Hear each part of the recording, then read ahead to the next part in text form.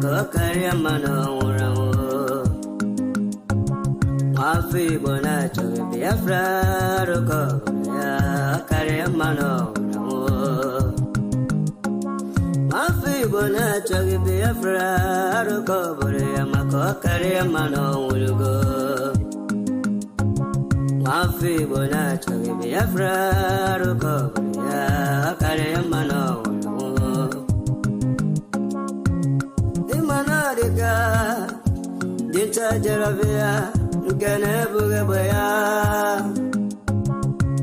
we manadika. Dinta jarabaya, gana buga baya. Ogano chure aso coach, but no bagati tindino. Ogago chure aso coach, but no bagati tindino. Abo.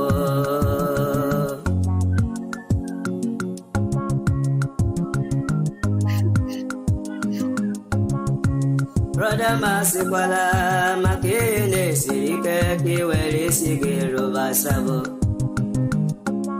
Esio, Ema, one, Kissine, Madam, Makiwel, and the Gaby,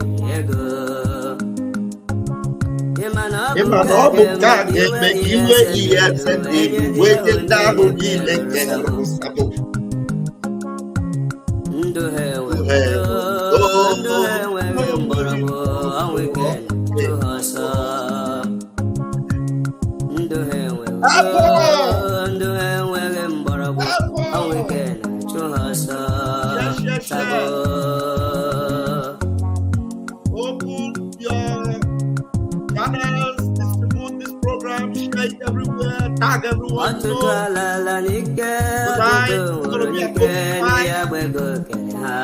It's going to be an open mic, a very wide open mic. Everyone is invited tonight.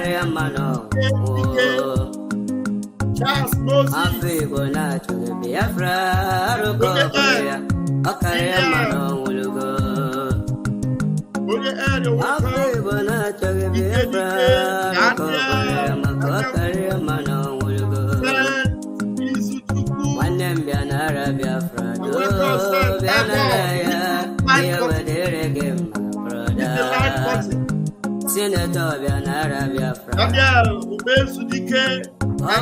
Bianara Biafra. I'm something that Bianara. Abataya, brother. Oh, Anile, Yala, Biafra, can you get it to cook? Charles Royal. Asamo Anile, Yala, Biafra, can you get it to cook? Onye foro no dibo, besi ayi maze na modika ike. Obiago bebo bibo na bo, polugo no bonye chupu. Polugo.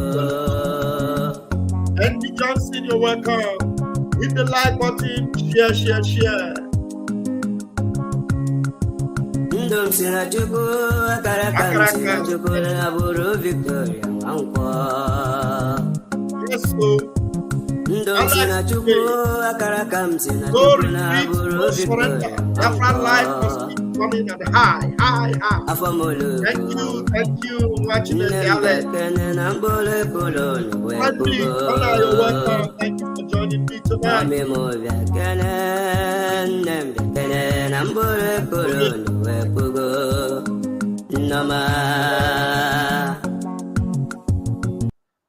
Thank you for joining me. Tonight's program is an inspired program. Tonight's program is an inspiration from the general commander and commander of commanders. Igwe Butuzo, I appreciate you. Thank you, my able commander. My commander dropped a scripture and I saw it, and since I've connected, and I not honestly, I begin to see the spiritual connections with what we are doing. If you are not a man of the spirit, if you are not a man of the spirit, you know, you will be grouping in the dark. You will not understand that there are spiritual connections to everything we are doing. When the general made this quotation, I saw it and I decided to go into the scriptures. I saw the connection and the picture he put there, and I saw the scripture. I said, let me go into the scripture. I already have a title, a topic, and the topic eventually connected with this scripture. I'm telling you. So when I went to the scripture and I saw it, I said, wow, the troop. So I decided to caption it, join the troop. Join this troop if you need freedom. Join the troop if you need freedom. Because that's what we all need now. What everybody needs now is freedom from that ungodly contraption, evil entity, demonic entity called the Zoological Republic of Animal Kingdom. What we need is freedom. Everybody is crying, looking for a way out. Everybody is submerged. Can you believe it? They approved 70,000 naira minimum wage. And the idiotic, myopic, nonsensical, useless labor movement were celebrating. 70,000 naira. A bag of rice, I learned, is almost 100,000.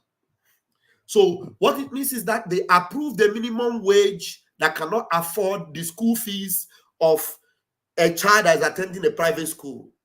A minimum wage that cannot buy a bag of rice. A minimum wage that cannot buy a basket of tomato. A minimum wage that cannot pay a hospital bill. A minimum wage that cannot afford a flight to any location inside the zoo, a flight ticket. That minimum wage, assuming you just want to collect your salary and fly from Lagos maybe to Ibadan, or from Lagos to anywhere, that your minimum wage cannot afford a flight ticket. It can't. So that minimum wage cannot even afford you a bus ticket to travel to one end of Nigeria and come back. A minimum wage that they are celebrating. So what does it mean? It means that we all must join this troop now. When I say join this troop, I'm not talking about revolution now or protests. We already have a troop. We already have a motion. We already have a movement, a massive movement. If what you want to do is protest, hallelujah, hallelujah. If what you want to do is revolution, hallelujah, hallelujah. But we have already gotten into our chariot. Our chariot is smoking with fire. Our chariot is moving with speed. Our chariot have got pilots already. Hey, God, give me. Our chariot have got pilots already. Experienced pilots. Oh my goodness me. I don't know who I'm talking to tonight. That is why tonight is going to be massive. Somebody say massive. Tonight is going to be very, very massively massive. I am going to drop the link. Whether you are from One Nigeria, or whether you are from P2B, whether you are from Atiku, whether you are from Tinubu, and you have been disjointed, confused, and mesmerized, you are invited to come in tonight. Because there's one thing we all have in common: freedom. Freedom. But some of you have not yet started your engine. Some of you are looking for the flight to get into.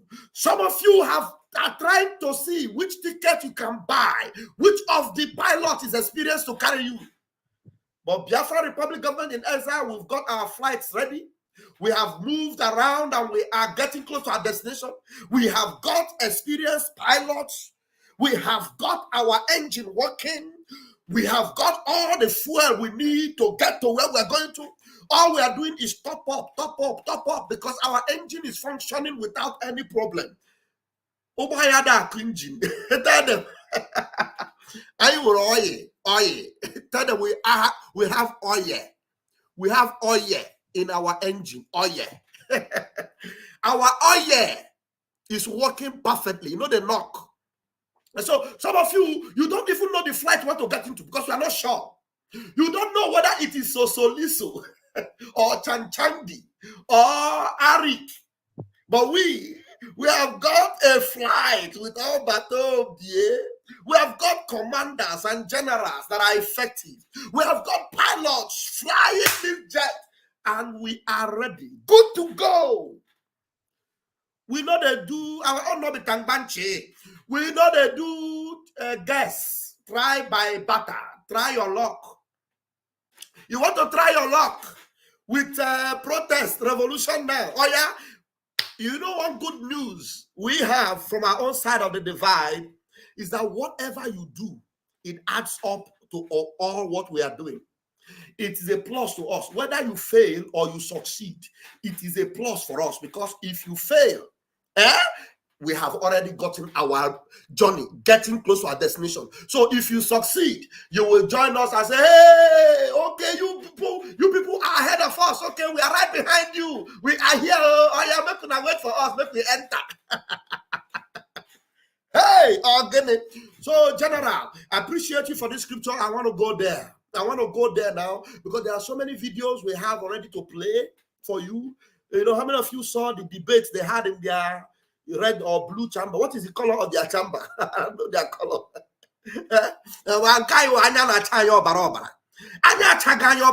We have switched off every light. Any light they switch on our way to distract us. Maybe they put their torch light. We switch them off because we have our own halogen. Our own halogen light is so sophisticated that their own torchlight, their police torchlight, cannot contend with our halogen light. Our light is sophisticated. If they roast any light, we get comma. You know why their light is not functioning is because I see all the 15 or how many point agenda that Shore brought out. You know, and see all the point agenda, all of them, they all have comma. You know why they have comma? You will see them attached to it. You know, revolutionize Nigeria, resuscitize Nigeria, restore Nigeria, everything have Nigeria. And everything that have ever had Nigeria, as far as my adolescent age is concerned and my growing up is concerned, anything that have ever had Nigeria connected to it has always failed. Ask me or ask anybody. Ask your father or ask your mother. They will tell you anything you have ever associated Nigeria to, it has never succeeded. That is why I know that Shorem, the movement, revolution, and everything, as long as they attach Nigeria to it, we are waiting for you in the front. You will still run and come and meet us and say, hey, the thing failed though. Let us remove this Nigeria and put Oduduwa. Let us remove this Nigeria and put our people's name. As long as you are connected with Nigeria, the Bible says, come out from among her and be ye separate. Do not join yourself with idol. Separate yourself to be saved. Nigeria is doomed, condemned, and there is no revival, no resuscitation. You can never see light as long as you are attached to Nigeria. Every government that comes is always worse than the one that left. You can never save Nigeria because it is doomed. Hello? So that is why I know that tonight the only salvation is those that hook up with this troop. We have got a troop. We have got a troop already. And if you want to be free one day and you do not connect with this troop, your name now waiting. Sorry. Your name now waiting. Sorry. All right, General, let me go to the scripture you gave us on the post you made today, and so that Umuchineke will join and read the Holy Torah, the Holy Torah of God. Let us see it right now. Let's go there. All right, let's go. If you have Bible, open your Bible. It is called Torah, and you also can call it Bible. Okay, not be me talk amo. Now so in the for Bible. Not be me talk amo. Now so in the for Bible. Genesis chapter 30, verse 9 to 11. Are you there with me? If you are there with me, say Okay, let's go. When Leah saw, that's verse 9. I'm reading from verse 9. Okay, should I open it like this? Maybe if I open it like this, it will be opening better. Let's see. Is it showing there? Okay, it's showing. So like this, we'll be reading it one by one, and then you will be able to connect better. I think better. Genesis chapter 30, verse 9. When Leah saw that she had left bearing, she took Zilpah, her maid, and gave her Jacob to wife. Leah have been tired of bearing. Ọmụkatago nwa akpọkata ya Nigeria, akpọwa ya nke eme nke governors abịa new Nigeria, everything. Or try you go everything, mụkashi ụmụ nwere nke gara n'ihu, nwere nke gara n'azụ, ihe niile mere ya na patch one leak. Ana patch one leak. When the patch leak. So when Leah saw that she had left bearing, no more. She took Zilpah, her maid, and gave her to Jacob. It's okay, let's try something new. If what we have been trying did not work, make we try something very, very different and new. Okay, go back. Then verse 10.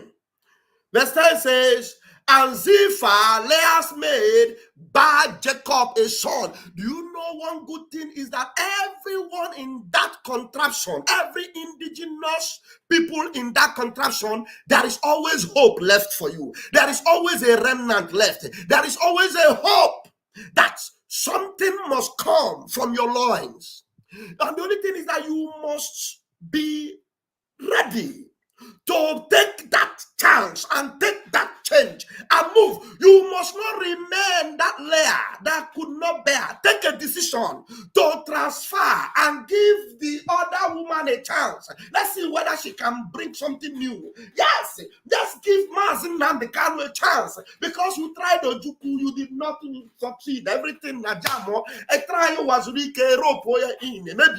Now you must try Mazin Nambekano. And then when you try Mazin Nambekano, and then everything is going, you see that people sold it out. There is a new dimension which we are about to go into. So then Zilpah, Leah's maid, bare Jacob a son.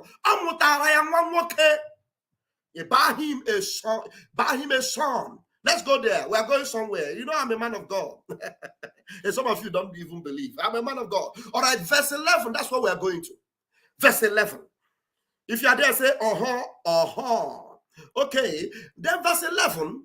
And Leah said, after she bore that son, after the babe that Leah gave to Jacob, bore that son, Leah said, a troop cometh. Oh, yeah. Man kata papa. Oh, yeah. He said, a troop cometh. And she called his name God. We need a troop. We cannot be idle. We cannot be alone. We need to gang up. Somebody say gang up. We need to gang up. We need to get ready. We need to join forces. We need a troop. Leah saw it because she had many children before. How come this one is the one she decided to say, hey, this boy, his name will be called God, because a troop cometh. A troop cometh. Oh, tell your neighbor, a troop cometh. A troop cometh. Nah. If you are still there, dilly-dallying, joining those that are saying this Biafra is Biafra, they cannot bring, and you are seeing us, everything is working. The troop is functioning. Nigeria is zero. We gave them cash and carry. We thought that you kidnap Mazin Nambekano, you are going to see him way, because it will be more expensive for you. We told them we are going to crush your economy. We are going to suffocate your economy. You will not survive it. You will survive it. We are ganging up against you. I'm telling you, we ganged up. Because all they did was to plot against us. They did everything. They bought our senators, they bought the governors, they bought the House of Reps. All they plotted was against us, and now we decided to gang up. Somebody said we decided to gang up. We decided to gang up with our troop, and look at the results today. Look at the results today. The troop is here.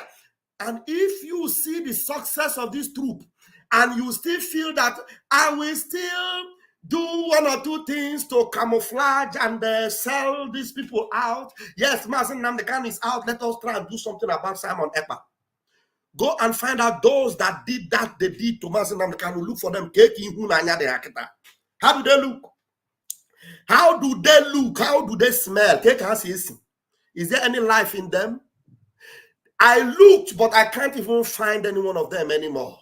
So that is why every one of you that are plotting any evil, seeing yet the evidence that this troop is working, that this troop is giving Nigeria a run for their money, that Nigeria is crying left, right, and center. Hey, one man from Finland gives order. Every commander on the ground are obeying.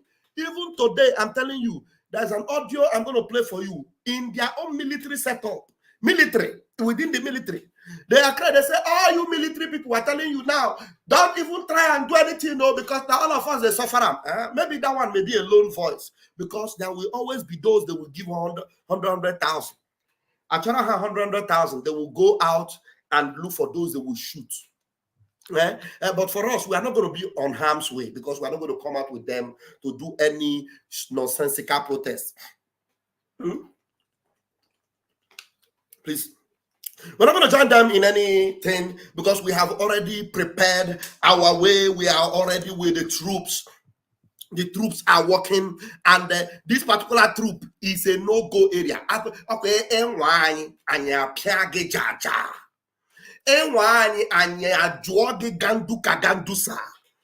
If you try us, we will show you shege. You go hear them. Ask them. Those they sent to Allah, ask them. All of them were discomfited, completely dismobilized. None of them could return in one piece. I'm telling you. So the troop is working. If you think you want to try your own troop, go ahead. Not try. We wish you well. We don't wish you bad, though. No. We are not wishing the protesters bad. We are not wishing you bad. We don't wish you that you go so that maybe at the end of the day, they might, some of them may receive a brain, knowing fully well that some of you are coming, because the thing that is eating the zoo up now have entered inside their belly. It is eating it from inside out. We have set the motion on. The troop have made things happening. Things are happening. And so as the things are happening, because our troops are fully positioned, making things happen, and Nigeria, from inside, because the troops are effective. And those of you that are still there, being instrument of demobilization, instrument of distraction, people like these idiots, Kafede, Yole Dochie, many of them that have become instrument of distraction, instrument of, kobo. They give you kobo. You want to sell your people. You will run back.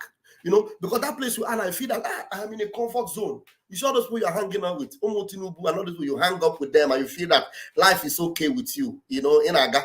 I'm telling you, Faga topoge from window. They will throw all of you out of the window because they know that you are Nyamini. And by the time they throw you out, because they will fly away with their private jet.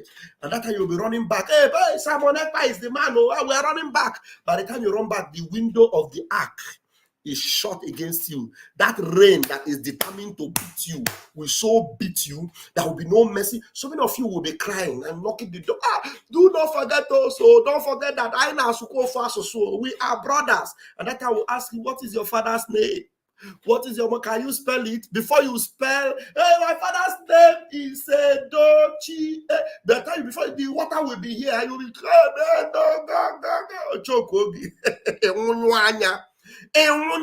because there will be no chance for you. Make hay now while the sun is still shining. Make hay now. Make hay now while you still have the chance. I don't think because, everywhere is potpourri for you now. Natural they go. Buarigi na moto. Booking of private jet.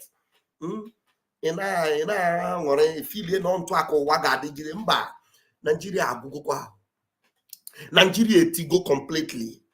Nigeria Senator Undeme, the man said they advised him to speak out and save himself.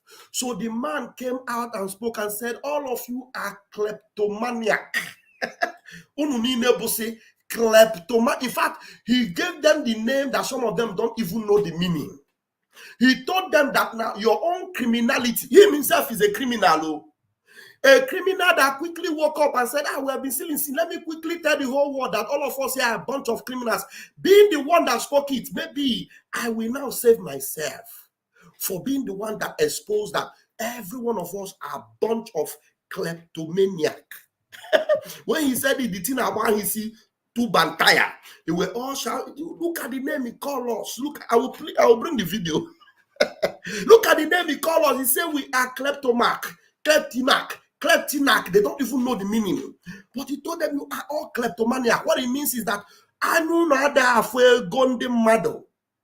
whatever is kept, you people are possessed with a demon of criminality.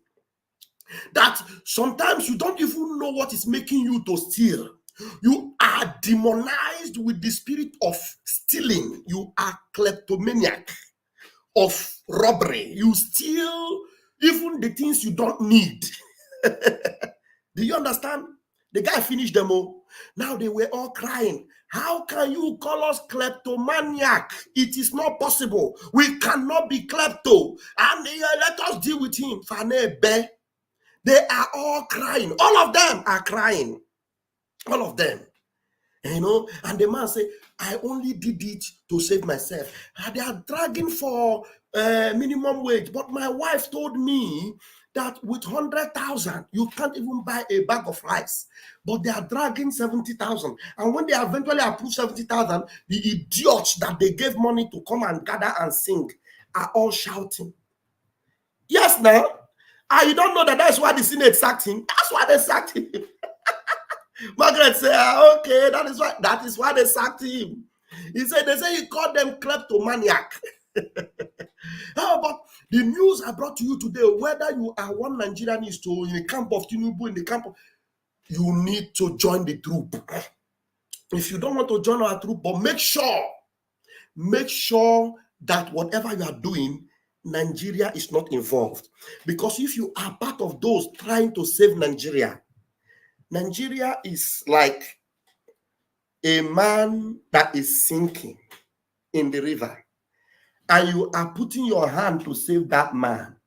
You want to save the man that is drowning. You are the one that will become the victim, because the man will drag you, because he was already sinking. He will now drag you and pull you into the water and save himself. And he knows that there is no hope for him even when he comes out. So what he's going to do is that he's going to drag you in. All of you that are trying to save him, will be dragging all of you in. He doesn't want to be saved. He doesn't want to be saved because he knows that there is no more salvation for him. So even if he comes out, he will not be saved. He will remain inside that water. And you are coming to save him. One Nigeria, new Nigeria, let us, new Nigeria, Obi Nigeria, Atiku Nigeria, Tinubu Nigeria. You want to save Nigeria.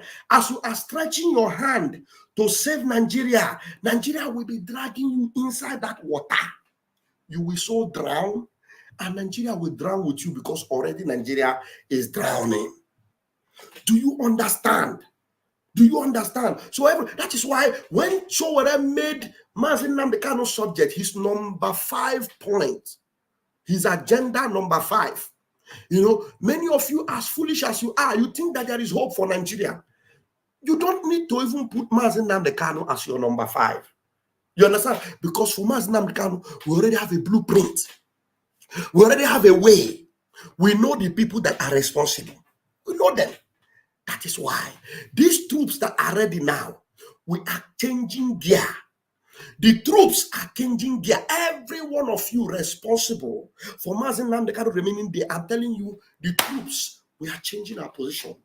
And we are facing you now. I'm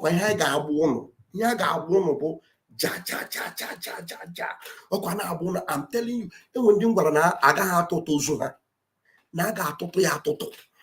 you una go hear them. Una go hear them. Because everything you guys are doing, the troops are taking observation. They are very observant. They observe every movement, they observe everything you do, they observe every sign you make. So they are going to target the main place the problem is coming from. And the problem, most of them are from within our own people, our own territory, governors, senators, House of Rep. Agabono to Bantaya. Age many things. Many things. I'm telling you, some of you had the way call him. Yes, because the stage are now. While they are preparing to deal with their own, even in the Fulani, in the Hausa na Akwado to deal with their own. But the only mistake is that they are still calling Nigeria. No, you are Arawa, you are not Nigeria. You are Middle Belt, you are not Nigeria. You are Oduduwa, only that Oduduwa they thought they have somebody in Tinubu, but they don't know that Tinubu is already tubalized. Tinubu is finished, he's gone. Because Tinubu is not stealing to save his family. Tinubu's family will not have any place, no location, because Nigeria, there will not be any place safe for anybody. Anybody.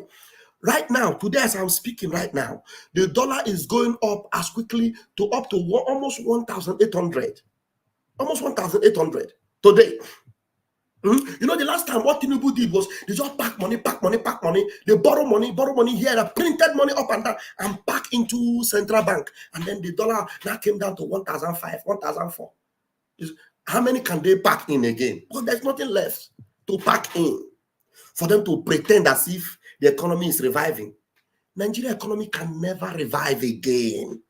Nigeria institutions can never revive again. They increase your minimum wage. Even if they like, let them increase this to 200,000. You can never survive with it inside Nigeria. You can't. So together we must understand that it is time to bring an end to the evil and ungodly entity, contraption called Nigeria. Yes, no matter how you want to do it, it must end. First of all, you have to reject it from your subconscious. Yes, because the troops must be together to make sure it ends together and because the earlier you do it, the better for you. Don't elongate your suffering. Because if the more you are saying, hey, we'll save Nigeria, you are demanding, requesting. What people are you requesting for to make changes for you? No, can you tell me the people you are requesting to make changes for you? Is it the Senate that cannot stand the fact that they told them that they are criminals, that they are thieves? One of their own who has been stealing with them rose up from within them and told them the truth. And now they're saying, come and tell us which of the person. In fact, why am I wasting time? Let me go and bring the video. So from there, I will put the link. Everybody will come in. Those of you that think that what you are trying to do to save Nigeria will work, it is time for you to think about how to change the topic. You know, if you want to go on a protest, decide. It is good that the army then decide to make sure that it is not about Nigeria. It has nothing to do with Nigeria. You want to save your own community, your own indigenous people. For us in Biafra land, we have our own protest. We are taking it on a higher dimension. You already know that from 29th, 30th, and 31st, and again on the 2nd of August, we have a higher level of a new dimension of our own protest, which has been on for over 3 years now. Can you sustain 3 years protest? 3 years. We have sustained it. 3 solid years. We have sustained our protest. 3 years. And so you just want to plan days of rage. Your days of rage, you should know how to do it. Because if once you associate it with Nigeria, the people you want to complain to are the people you are going to be hearing now. Let me bring it. Let me bring it very quickly. Okay, first of all, go to Twitter. The very first video there.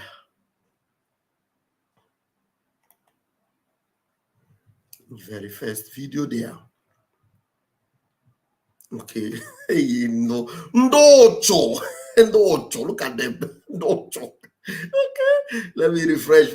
Please don't leave. Don't stop the dialogue. You need to call more people to come and join us because it's going to get hot in here.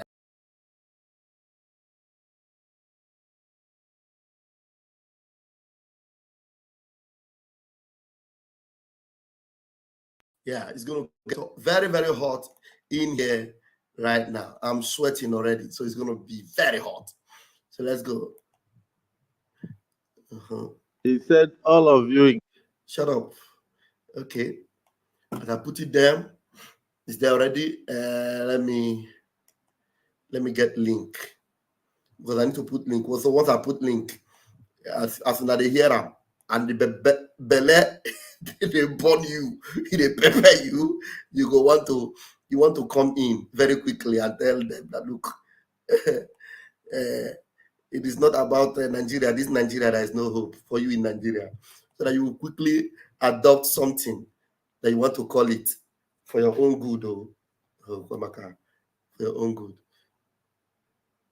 Okay, I have it there. Let me pin it.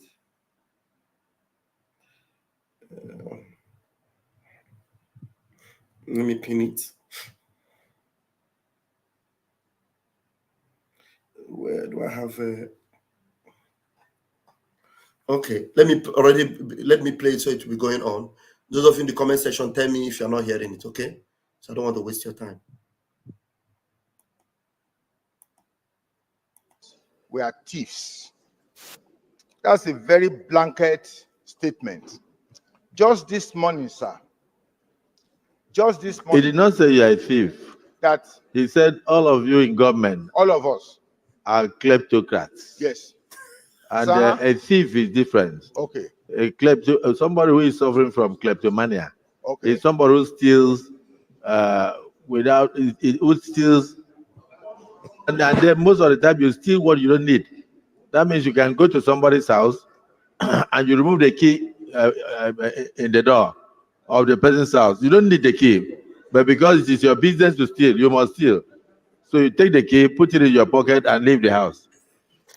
Or you see a young child playing football, and you steal the football and leave the child crying, whether you are going to use it or not. So that's what he was saying. He was saying that you are surrounded. All of you are kleptocrats. He didn't say you are thieves. I think it's stronger than being a thief. A thief is somebody who steals what he needs. A kleptocrat. He says kleptocrats.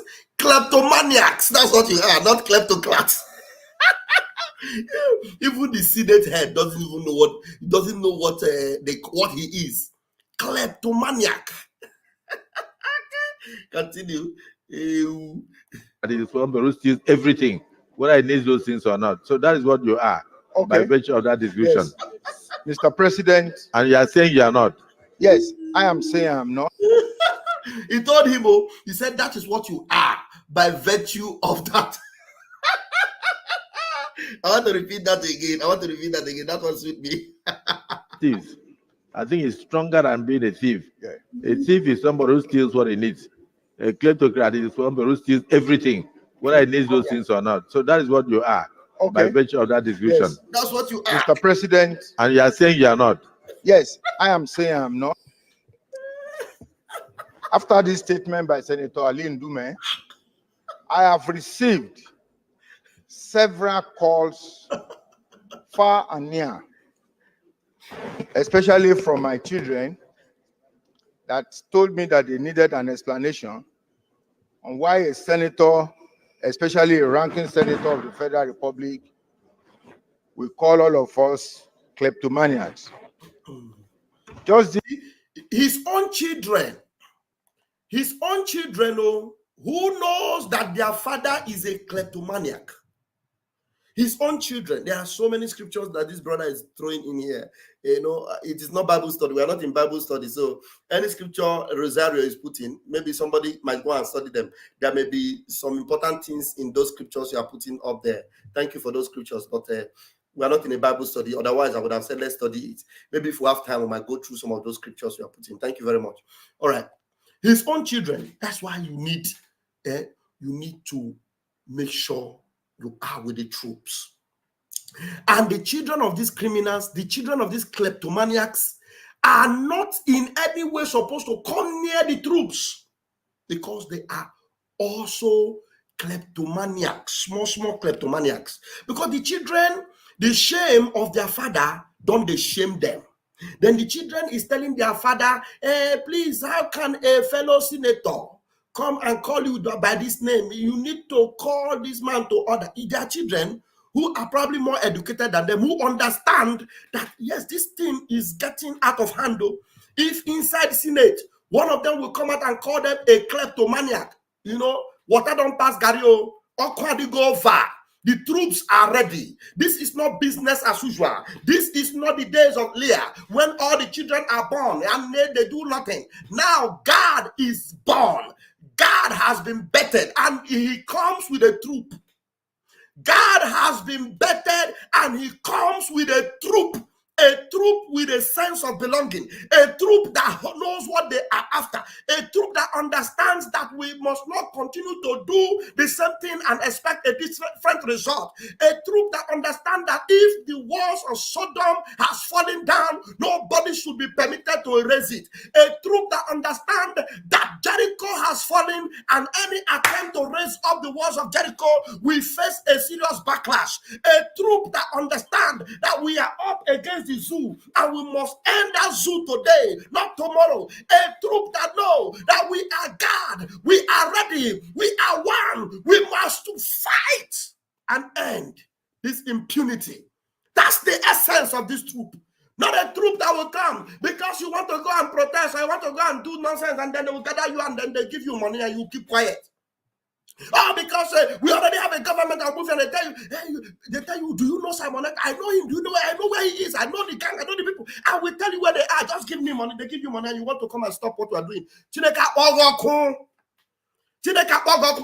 everyone that made any attempt to stop this troop, and come back and tell me what you discovered that happened to them.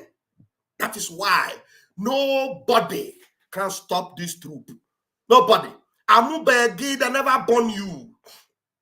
Nobody. Look, let me tell you, all you bunch of idiots, your children is telling you, instead of your children to tell you the truth, that look, what this man is saying is true, because they know that they are living above their, they're normal. They're living above normal as your children. Some of them are flying private jets. Some of them have their own personal houses in London, in New York. And then minimum wage.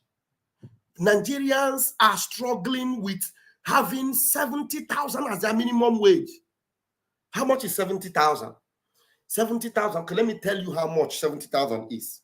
1 minute. Let me tell you, with the exchange rates, that I have on my tablet here, I will tell you what 70,000 naira is exactly in dollars. 70K. 70,000 is $40. $40 for 1 month. $40 for 1 month. If you get there's some kind of jobs you will have in America. 1 hour, they will even pay you 40. Somebody say $42. It's not up to $42. With the app I have here, 42. Let me tell you what $42 is giving me. If I want to send you money right now, and I put $42, I will send you 72,660. That's what I will send you. Namdogo. So with the app, I have this app, the Tap app, because I use Tap to send money. The Tap app that I use to send money, if I'm sending you $42, you're going to receive instantly 72,600. That's what you receive. And that is the money they pay some people 1 hour job. 1 hour. Some people make as much as, maybe if they don't make too much in America, some of them make even $20, $25 for 1 hour. And some of us here in Europe, like in Italy, where the pay is not very high, some people make 10 euros for 1 hour. 10 euros for 1 hour. If they work for 8 hours, you calculate it. Some make 8 euros for 1 hour. So if they work for 8 hours in a day, calculate what they make in a day. In a day, so that means they make close to $60 to $70 euros in a day, in 1 day. But this one is in a month, a whole month, a whole month. That's what they are dragging. So the children of these criminals, who normally their daddy will even send them like $20,000 as pocket money for 1 week. $50,000 pocket money for 1 month. That one now pocket money for some of these children that are now telling their papa to go and query the man that told them that they are all kleptomaniacs. So tell me, a child of this senator who pockets $50,000 as pocket money, is he or she not a kleptomaniac? In an economy where you that is suffering and using your sweat and even begging for it, you are not making up to $50 in a month, a whole month. And that idiot's son has $50,000 as pocket money. Hello? So what are you telling me? And now they are complaining. These are the people you want to go and give a request. So will I have a request of how many this thing? Demand. You bring that demand to give these people. And you think you are going to make a headway. You think they're going to give you that demand? No. A new Nigeria is not possible. You know why it can never be possible? Because in that new Nigeria, you will still have all these people. In that new Nigeria, you have a structure with all these people. If they are not there, maybe you want to chase them away. Their children are there. And their children are the ones that are now complaining that their dad should go and fight the people calling them kleptomaniacs. Do you understand what I mean? So you see, all your hope is dashed even before you start a protest for a new Nigeria. Your hope is completely destroyed before you even kickstart the protest for a new Nigeria. You need freedom now. You need a change now. There's nothing in Nigeria that should be associated with it. Tifnubu, already delete Tifnubu from your subconscious. You think what happened in Kenya will be able to happen in Nigeria? You think what happened in Kenya? Now, you see the way, the stage, from stage to stage, that Kenyans, did their own. And it came to the point whereby the president came and the president was, crying and begging. So let me not take so much of your time. Let me play this video because it's important that you hear it. I need my backup to be ready and working before I'll be playing it. All right, let's go. Take it back and listen from the top. I don't want to distract it. We are thieves. That's a very blanket statement. Just this morning, sir. Just this morning. He did not say you are a thief. That he said all of you in government, all of us, are kleptocrats. Yes. And a thief is different. Okay. Somebody who is suffering from kleptomania. Okay. Is somebody who steals who steals, and then most of the time you steal what you don't need. That means you can go to somebody's house and you remove the key in the door of the person's house. You don't need the key, but because it is your business to steal, you must steal. So you take the key, put it in your pocket, and leave the house. Or you see a young child playing football, and you steal the football and leave the child crying, whether you are going to use it or not. So that's what he was saying. He was saying that you are surrounded.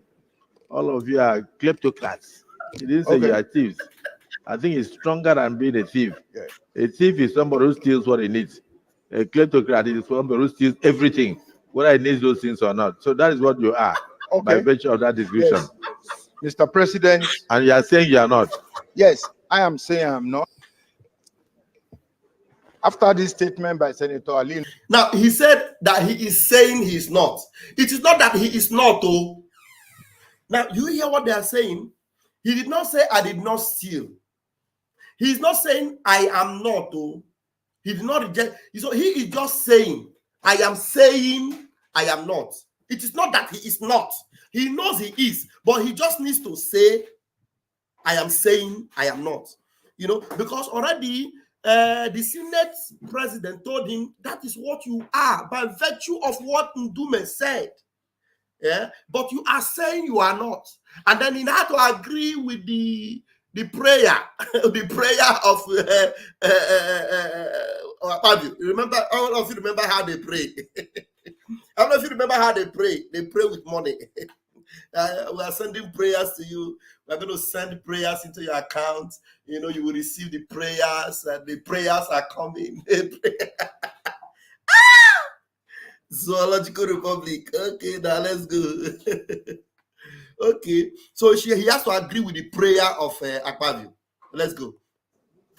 Playing football, and you steal the football and leave the child crying, whether you are going to use it or not. So that's what he was saying. He was saying that you are surrounded, all of you are kleptocrats. He didn't say you are thieves.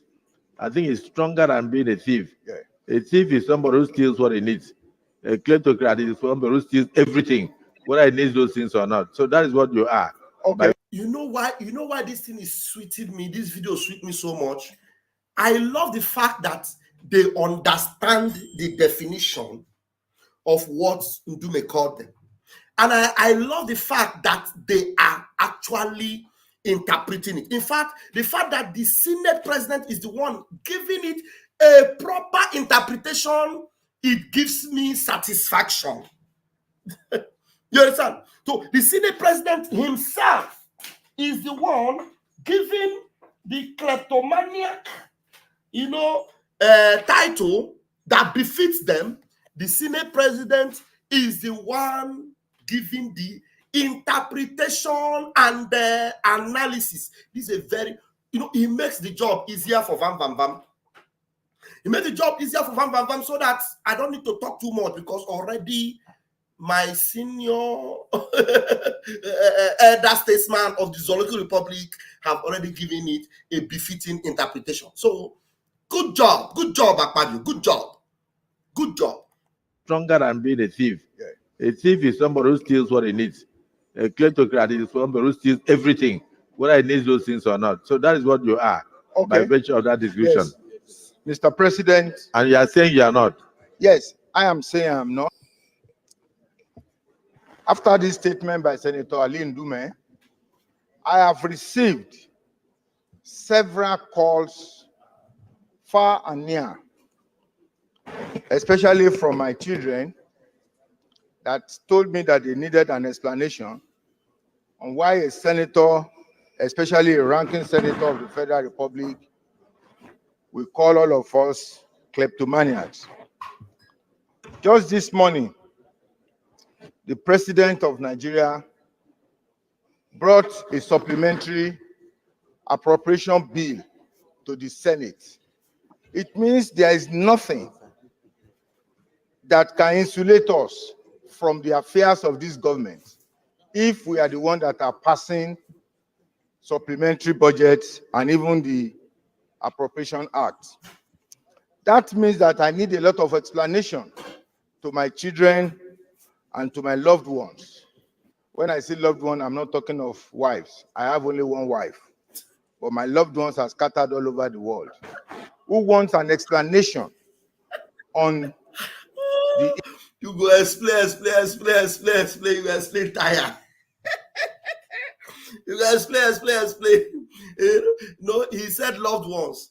For you to know how evil these people are, he knows very well that when he said loved ones, he's referring to different girlfriends. One girlfriend in Dubai, another girlfriend in Rome, another girlfriend in Paris, one girlfriend in Abuja. He has one girlfriend in his village somewhere, cornered somewhere. He had to explain. Who asked you to explain? When I say loved ones, I don't mean girlfriends. I have only one wife. You are a buffoon. You can explain tire. That is the reason why they are kleptomaniacs. Because Ndume understand. Ndume, by the time, if this Ndume saga, you will hear more. I am telling you, watch, you will see very soon they are going to come and corner Ndume. They will corner him and tell him, nah, wow.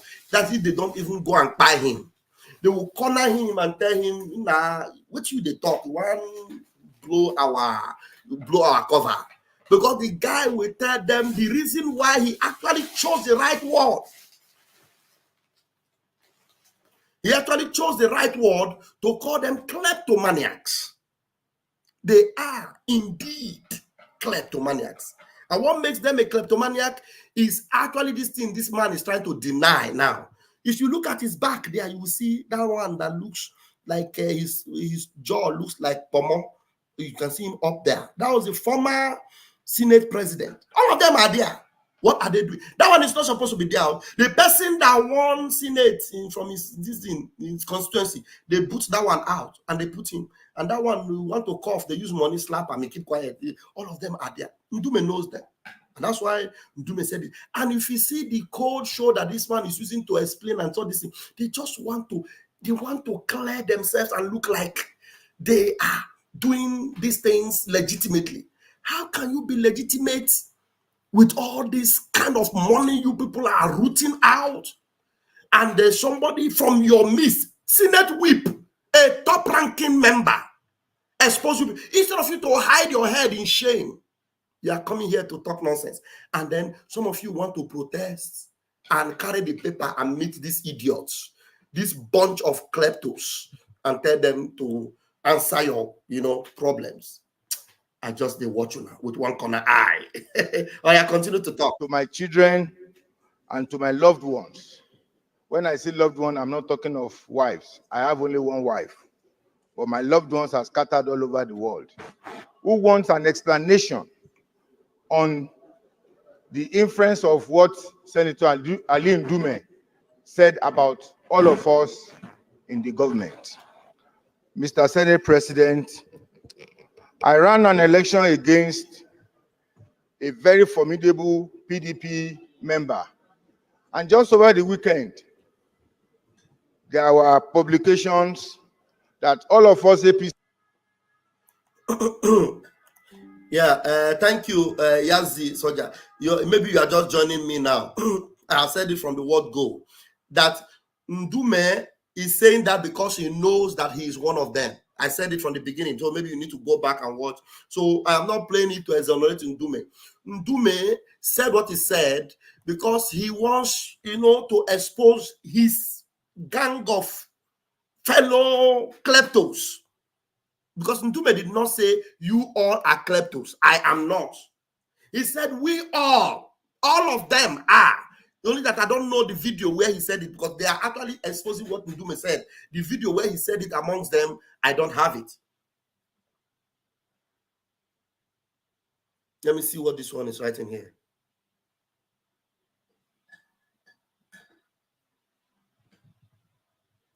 Yes, and this idiot, one idiot here is talking about IPOB leadership. Idiot. Come on, get out of my platform. He's watching from what you are watching from Facebook. Because our Aka Biafra.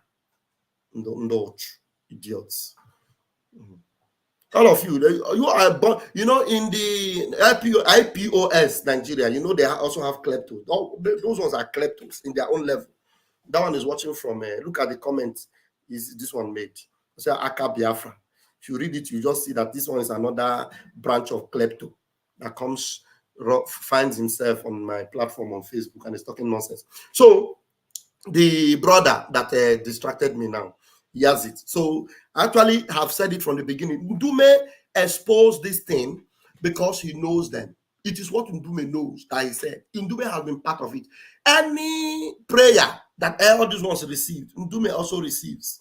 Every prayer that the Senate president sends into account, when you pray and you close your eyes and pray. But when these ones, when they pray, it is money is entering their account. And the money that enters through prayer is not 20 million or 30 million or 100 million. It's in billions that enter their prayer. So when they take a break and they recess, they go, prayers go. Okay? So Ndume knows them because he is part of them. So he said it to be able to save his head.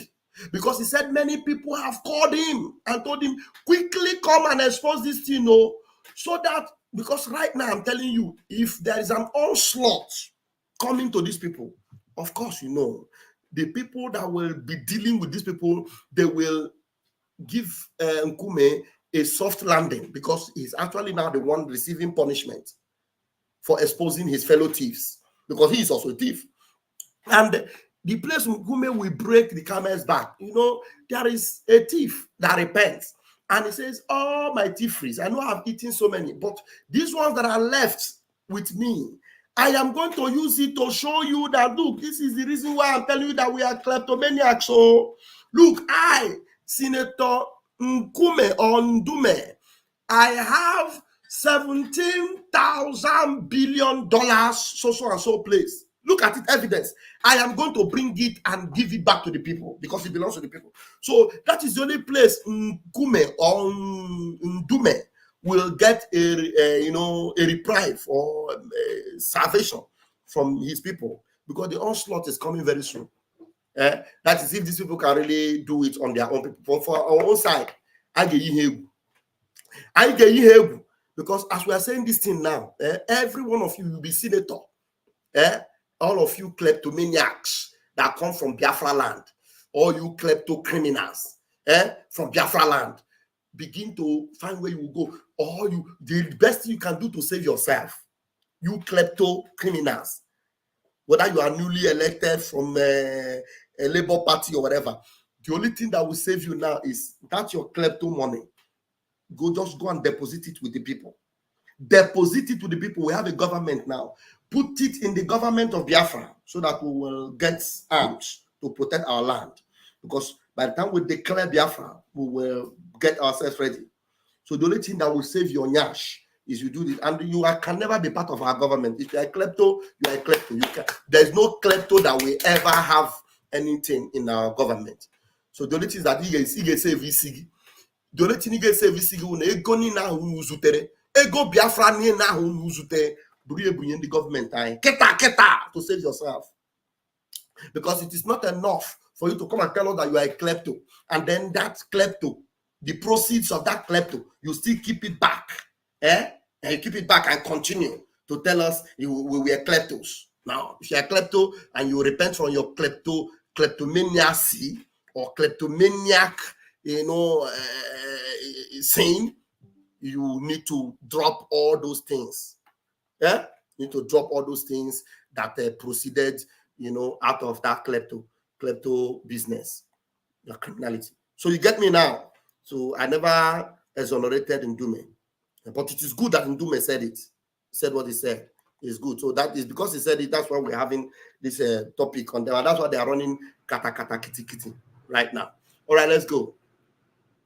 Remember that I've already put the link. The link is already on this program. So if nobody comes in and I finish my analysis, I will close my camera and then we'll call it a night, okay? So the link is there. So if there, by any reason you want to say anything on this program, you can readily come in, even while this man is talking. Let me put the link again. So if by chance your stomach, they touch you to say something, you come up quickly, and I already pinned the link.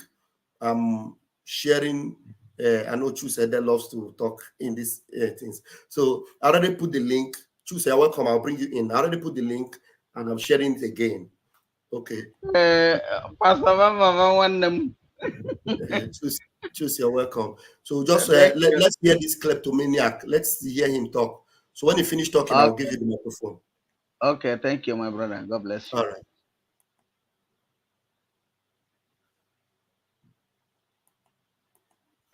A very formidable PDP member.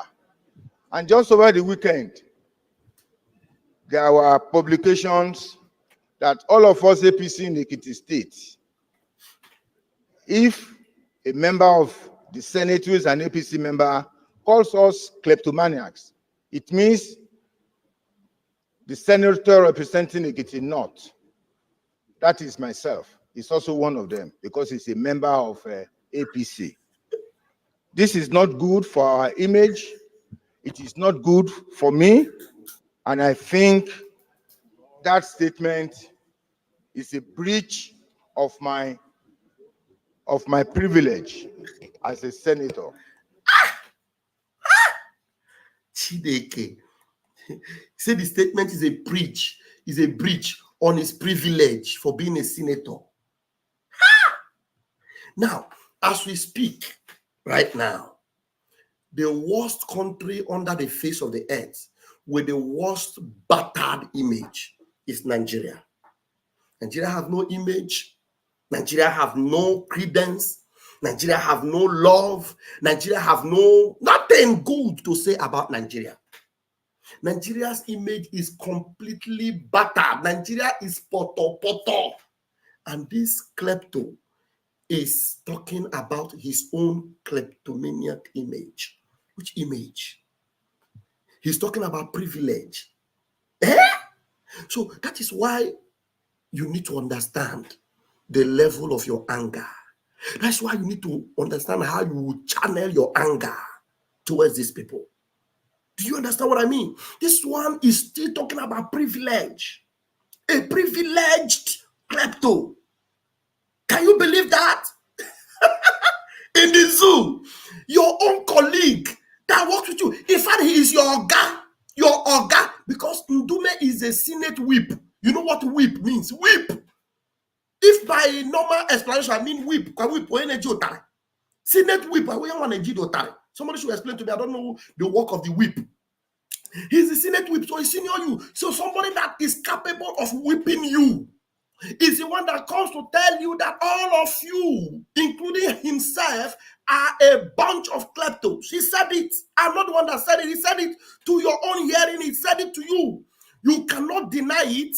You did not say it's a lie. You know he will be able to produce evidence, but yet you are talking about your privileged image. Who are these people? You know? And you are talking about a new Nigeria where these people will be a part of it, a new Nigeria that these people will help you to construct. How is it possible?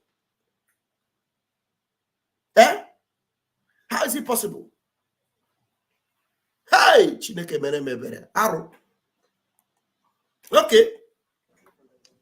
Mr. President,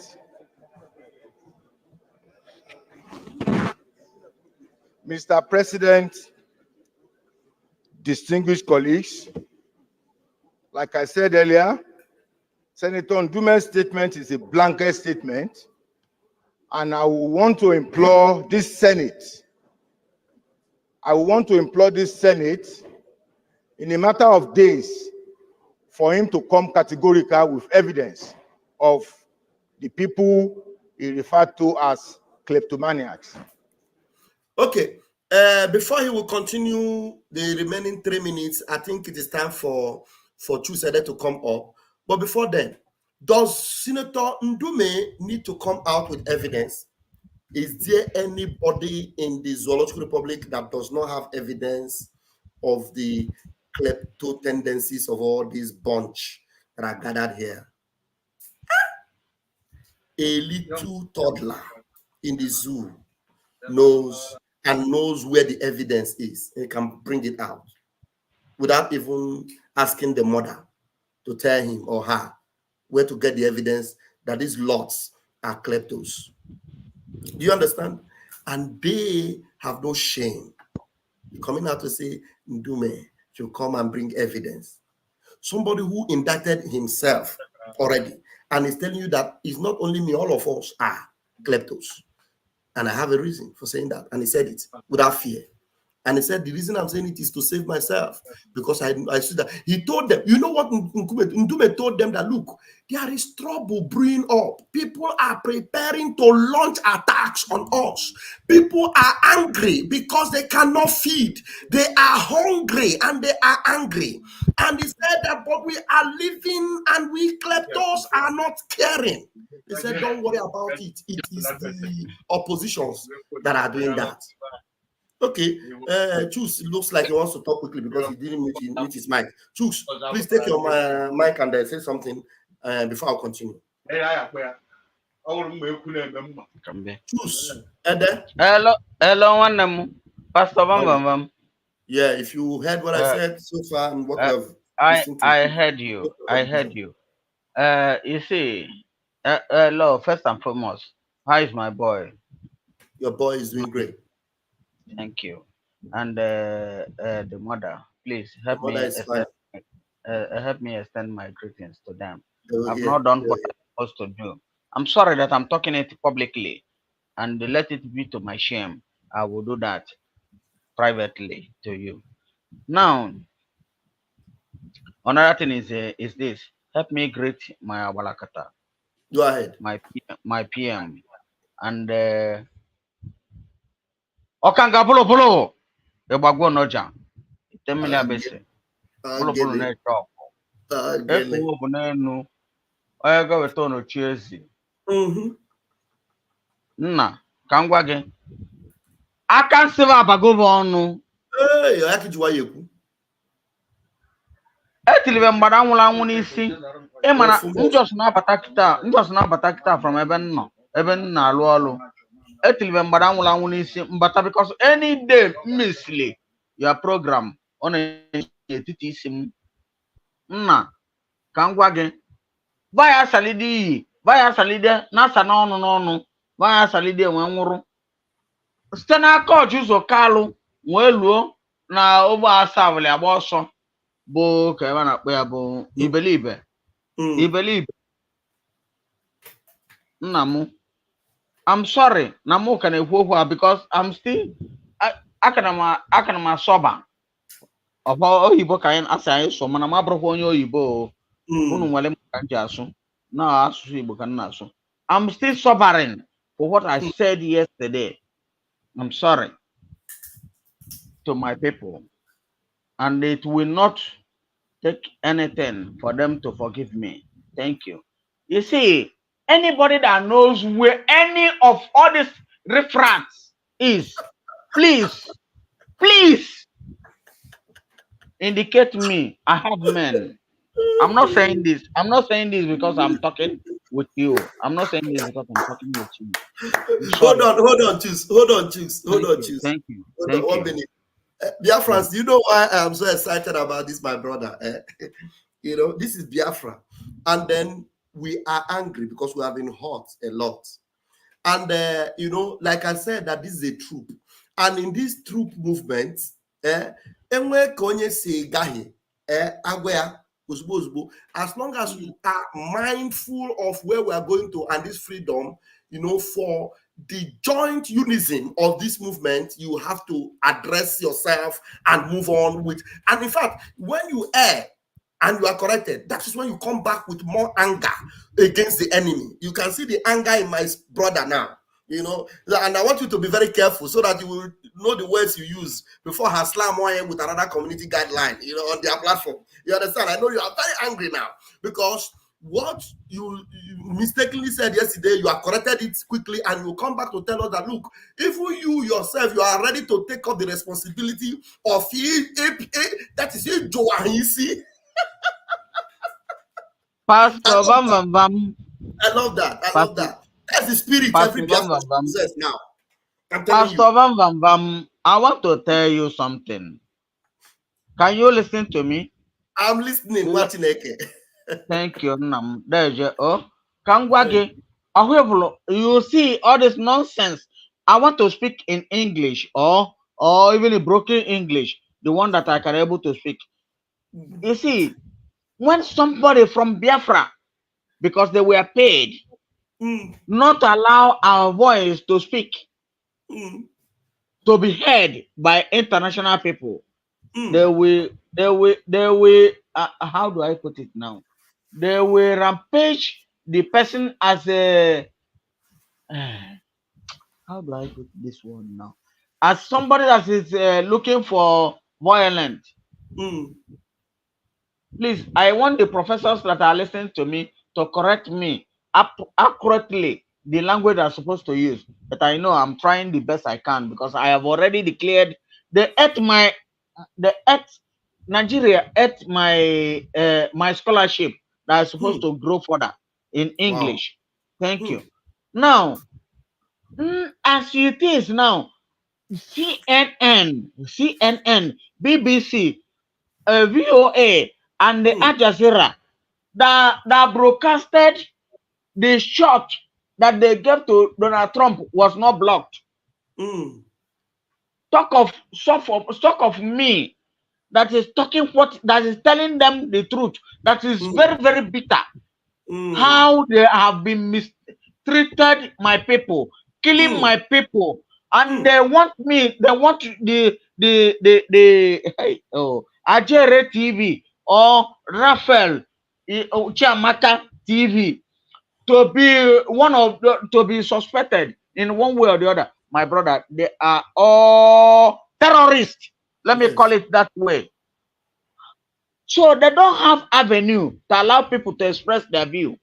Eh? My brother, they are not going to do anything to you because now it's an allegation to them. If the CNN cannot be stopped, banished out from network, BBC cannot, and Al Jazeera cannot, and the VOA cannot, Press TV cannot, Press TV that is standing in front of war cannot. It's only war that I speak now. It is paining me how they are killing my people. They will try to. They will try to banish. They will try to banish the media station where I speak out my mind. Then they will banish the media station. They are hypocrites. Okay. Yes. Let us be sincere. If they are ready to sell, if they are ready to listen to the, if they are listening to the truth, let them keep it down, because anybody that has pain in him can never speak without being hurt. Why must they do that? They should focus their ear on that channel so that they will know the original truth. I'm sorry that I'm saying it in this way. I'm supposed not to be here. I have oil in my own house, in my own land, as I'm talking to you now, but I have no access to it. Why? Huh? Bro, let me tell you the original truth. We are happy. We are happy. You know, happy I am, I'm alive, and you are alive. Yes. We are giving it to them. If they said that they want to do it in the way they feel like, let them come. Let them come. Thank you, Chief. My brother, I'm here with you. Don't kick me out. Don't kick me out, please. I don't know how to speak English, but the one I speak, please, all of you should correct me. All right, just hold on. Let me bring up more videos, and then when you have something to say, you indicate. Okay. All right. Just remain there. Thank you so much. Mute your mic, please, because there's some noise that may be coming from the background. Thank you so much.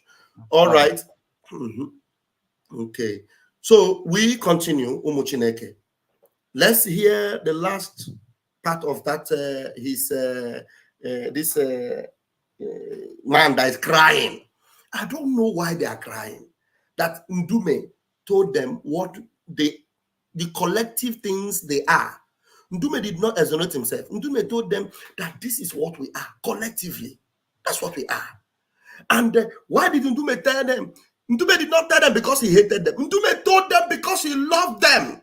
He loved his fellow thieves. Do you think Ndume repented? No.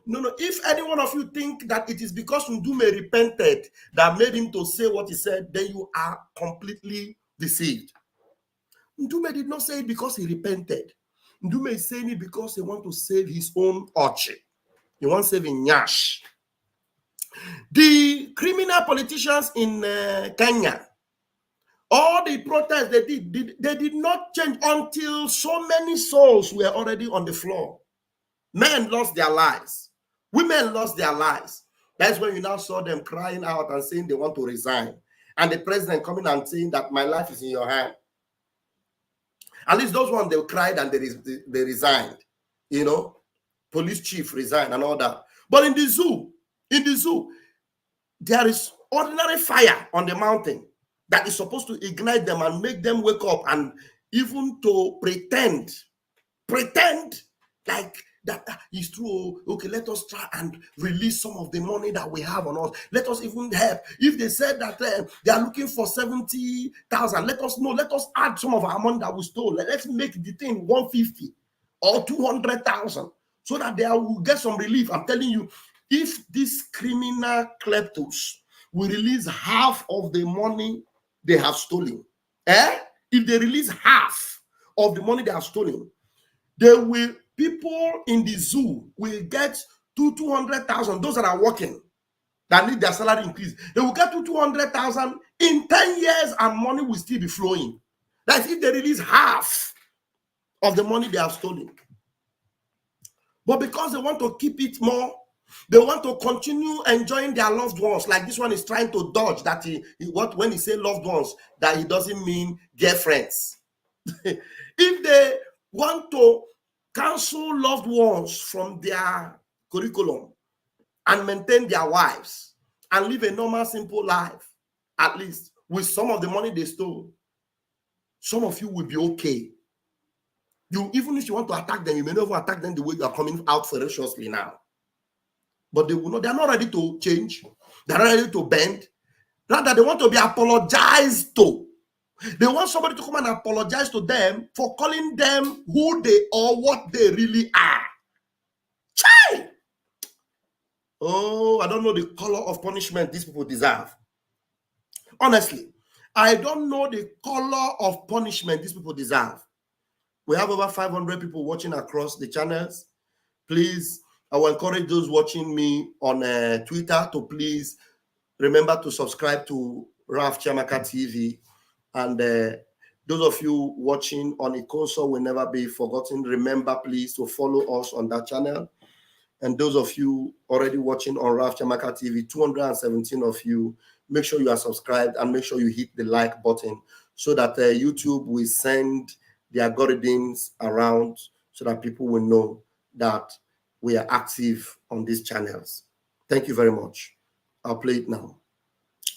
I don't know. Let me play. I hope it plays. If it doesn't play, get my attention so that I'll refresh, please. That is one prayer. My second prayer is that with that kleptomaniacs, that is one prayer. My second prayer is that with that statement that has put me under public ridicule in my constituency, I would like this matter of privilege to be referred to the Committee on Ethics and Privileges. I so submit, Mr. President. The Jewish brother, the Jewish. Now, this Onyoshi Anua from Ekiti State, he is indirectly begging, we don't want to fire this thing too much outside. Please let us bring this thing to the in-house, to the Ethics and Privileges Committee, so that we will treat it in-house. So that Ndume or Nkume or what is his name will be able to explain and apologize and do all these things within themselves so that it will be business as usual. You know, klepto wrongs continue. That's what he's trying to do now. If you see his body language, you will know that this guy is not ready to repent.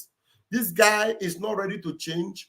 He's only calling that the Senate should bring Ndume in. He's not fighting Ndume. He said, let us bring him into the Ethics and Privileges Committee so that they will address this issue, so that Nkume will come and tell them within the house how he will, apologize, so that Nigerians will think, we will now conclude that Nkume accused them wrongly and nothing is wrong. But we know how they roll. We know how they roll. All right, let's go. The Jewish Senator, Cyril Fasu. Well, my personal opinion will be that the party has taken the appropriate action.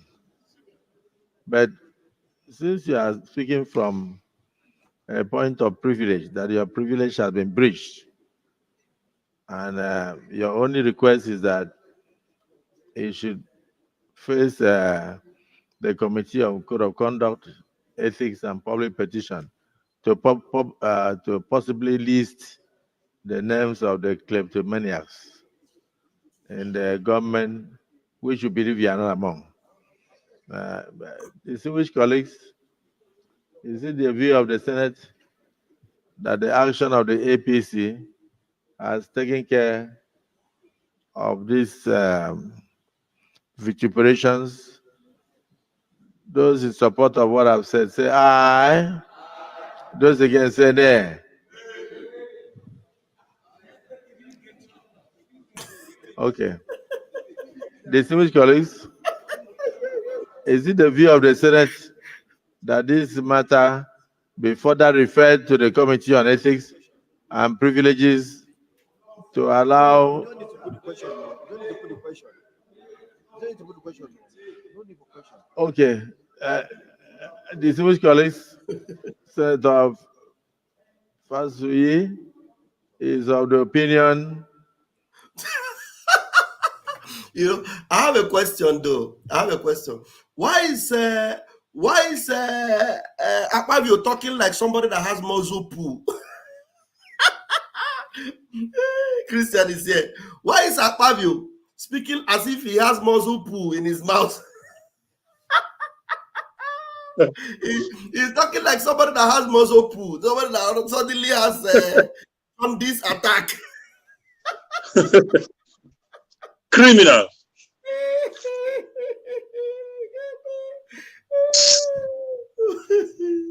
Hey, are these the people you people want to write your list of demands?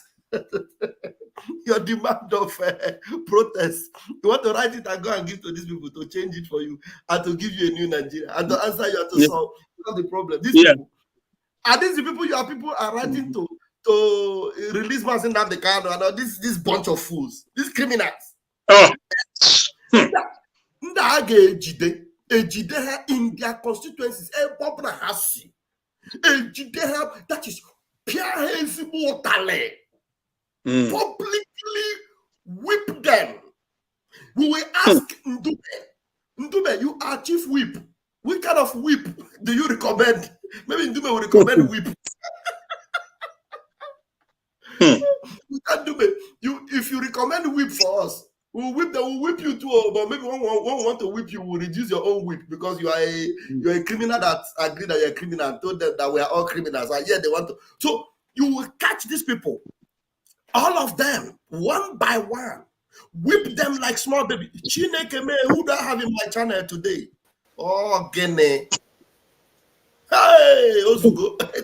This is a program. Is in the house.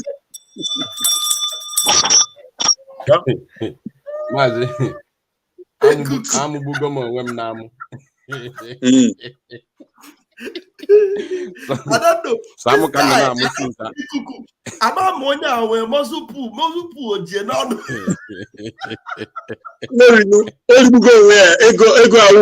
No get born. You don't see neck. Vam. Eziokwu. Amugide mamo ọ dịka m daa naanị. Amam no bro some for ya. I never knew. I thought I was the only one. I that saw it. I didn't all of know them you. are talking, you know, and they put in a slow motion. And those in the house say, "Nay." On there, they say, "Nay." You know the reason for all these things, my brother. You know the reason. Tell us what they are panicking. They are panicking. They know that na nuda the raw. Famana, all their shenanigans, everything is not just only in the public, but also is ending. It's ending at any given time, very, very soon. They know. So they are the game is up. The game is up. They know. The game is not just it's over. The game is over. Their own game is up, and the game is over. You see, so they are panicking. The panicking is too much. Don't you see the way the guy is talking? I was thinking I was the only one that saw it too. Do you know? Let me bust your bubbles, my brother. Yes. What I was saying, in fact, what I just said to myself, look at the way he's talking. A leader, somebody that called himself a leader. This is the word I just said. I said it out. I said it out immediately. You paused it, and then you started talking. I said, "Oh, so I'm not the only one that saw it." Nigeria is just a joke. I swear to make I just quickly tell you what happened. I think that was last year for London. I go visit a friend for London, so we can't talk about this. He said to me, brother, I'm not against Biafra coming, but my point is that there is a way to do it. I said, how do they do it? He said that we have to go through our representative to bring to bring the motion on National Assembly, and I say this are Akpabio then, because Akpabio is a Biafran, right? So now these people, now them that will go meet, make them bring the issue of referendum for National Assembly. This one, this criminal, when he naked, be like hippopotamus. No. Mazi, sorry, I'm not cutting you short. Just hold on. That used to be before. We used to give them that response before. They are criminals, they are this and that, they are committed, and we used to give them those response. Now, there are more better way to give response to those kind of questions or talks. Now, in the National Assembly, they have the ban of open grazing on their table. Is there National Assembly? All the southern, I'm saying now, all the southern governors and senators have all signed to that very, agreement. Some years back. Only the North. All the northern senators have rejected that very bill.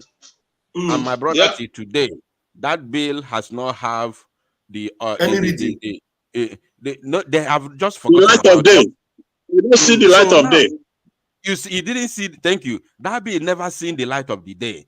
Now we are talking about all the southern senators have signed that very bill. Only the northern senators made that bill never seen the light of the day till today. So what about only the senators of Biafra extraction? Only now going to the National Assembly to bring out a bill to to create Biafra or give Biafra a referendum, whereby the senators from the Southwest are not involved, only the senators from Biafra land. How many signatures do you think that very bill will have in the National Assembly? How many? That bill will not go beyond 15 signatures, which are all from the Southeast. Even some other senators from Southeast, from Biafra region, will never sign that bill. So anybody telling you that you have representatives, they should go and raise the matter at the National Assembly, tell them what about the bill of open grazing. Only that one has finished it all. Now, that's the point my brother Ayochukwu just wrote here. Do you remember that the senator, the House of Rep representing Mazen Nnamdi Kanu's constituency, openly told us that about 50% of his colleagues together demanded for the president. You remember that they demanded? He said his colleague joined him. He never knew they would join him. They joined to demand that the presidency should do something about Mazen Nnamdi Kanu. And the presidency over 50% of them demanded, and the presidency ignored them. And this man resorted to going to Castina in Daura to go to beg an impostor. To beg an impostor because Buhari is dead. So he went to beg non-existing president that is dead, a gone, forgotten president.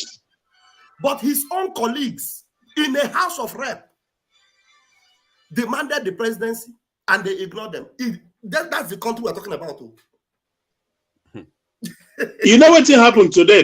Today, you know what happened? These people, say they just, it's like they know say Nigerian people for that zoo, they don't use their brain take ground pepper, so they don't even regard them. Then go, what did they do now? They go agree just to stonewalling, just to distract and to deceive the people. They said that the minimum wage go to 70,000 naira per month. But you know what? They're not going even 30,000. They're not the pay. If that be if they owe you 3 months, then pay 1 month or 6 months. So all these ones are just to douse the tension because they know say fire. The panic is all over the place. Meanwhile, they are also arranging counter protesters just in case if the protests go ahead. But it's just a misplaced priority. Sure, nice brother though, but it's a misplaced priority because I can never work in Nigeria. The only thing when go feel work for Nigeria, trust me, that the disintegration, anything outside of that, forget it. Not even restructuring or regional work. Nothing will work. Absolutely not. And by the way, I have a news for you. The Northerners will never restructure Nigeria. Anybody tell you say Fulani go allow Nigeria to restructure, that person need to wake up from sleep. Okay? But what are you still talking about? Look, this is vice president. Listen to vice president. If the vice president tell you this, vice president told you this. Restructure my food. No, we'll keep playing it for them. Let's play it. Elon Musk is talking about constricting the journey from London to New York to 31 minutes. But unfortunately, the topical issue in Nigeria is restructuring. Restructuring my food. To hell with restructuring. Let's improve on the quality of governance. Let's work for the people. Let's invest in education. Let's create jobs. All this madness will evaporate. I raise my case. The idiot gave an example with Elon Musk. Elon Musk is planning how to tell me, is there anything that is happening in Nigeria that will give any of the brainies that are resemblance exactly come to the level of even thinking like Elon Musk in Nigeria? This man is the founder of Boko Haram. I know what Boko Haram means. Boko Haram is education is a crime, is a haram. Taboo. Is a haram. Taboo. He is the one that sponsors Boko Haram, and he's telling you about Elon Musk, which you know that Elon Musk's technology can never survive in the zoo. So the only thing that the zoo people want to even think that will help them restructuring, he said, to hell with that. Okay, my brother, you see that restructuring of a thing is the second thing I wanted to use to give an example to the brother here, Mazi Christian, after the bill of ban of open grazing. The next one is restructuring. Ask them next time when they talk about that, ask them, the whole Southern senators or representatives have signed into the bill of restructuring. Where is restructuring today? So see, these ones are the easiest ones they could do, at least to see how serious they are, that if there's any important bill that is being presented can be listened to. All these small ones, restructuring of it, which cannot even take up to 30 minutes. So other ones, should all these small ones, they should pay attention to that one and win the case first. Let them win those cases before you even ask me to go and tell them to carry Biafra matter to National Assembly. When they have not won a case of ordinary restructuring, they have not won a case of ordinary ban on open grazing. These small things, you want them to go and present Biafra matter to the Fulani that is paying them. They are paymasters. They are handlers. Ordinawa, let me say this, people can be fooled, we are not fooled. People can be deceived, we are not deceived. I tell you what, because even terrorist Gumi and the rest of them, they are just saying certain things. You cannot divide Nigeria, Biafrans and Nigerians, it's all lies. Their brain is that of Takia, that Islamic word, that Takia. They tell the people lies, because you know what? They want Nigeria to stay as one, not because they want to do anything good for Nigeria, not because they love the people. No, they want it to stay together so that they can eventually take it over, Islamize it and Fulanize it, pure and simple. That is just the genesis. Anybody tell you any other thing, forget it, they are lying to you. It's just one thing, to keep Nigeria one, for them to take it over, because they are working on it. They've been on it for centuries to take over the entire Nigeria. So all this restructure, forget it. Nothing. The only thing that is going to save them is the disintegration, and that is what is coming. It's coming without a doubt. Anyway, I just want to tell our people one thing. The only thing I want to tell our people is that we, the Biafran people, have nothing to do with the zoo politics. Exactly. We have come and made a decision on where to live our lives. And the only way to live our lives and worship our Creator in the land that Chukwokika Abiyama gave to our ancestors is to be free. Nobody can sing a victory song in the land of captivity. Nobody does that. So every Biafran must not pay attention to the shenanigans of the zoo politicians, whether they have representatives, so-called representatives at the National Assembly, because already we have given them vote of no confidence and they do not represent us.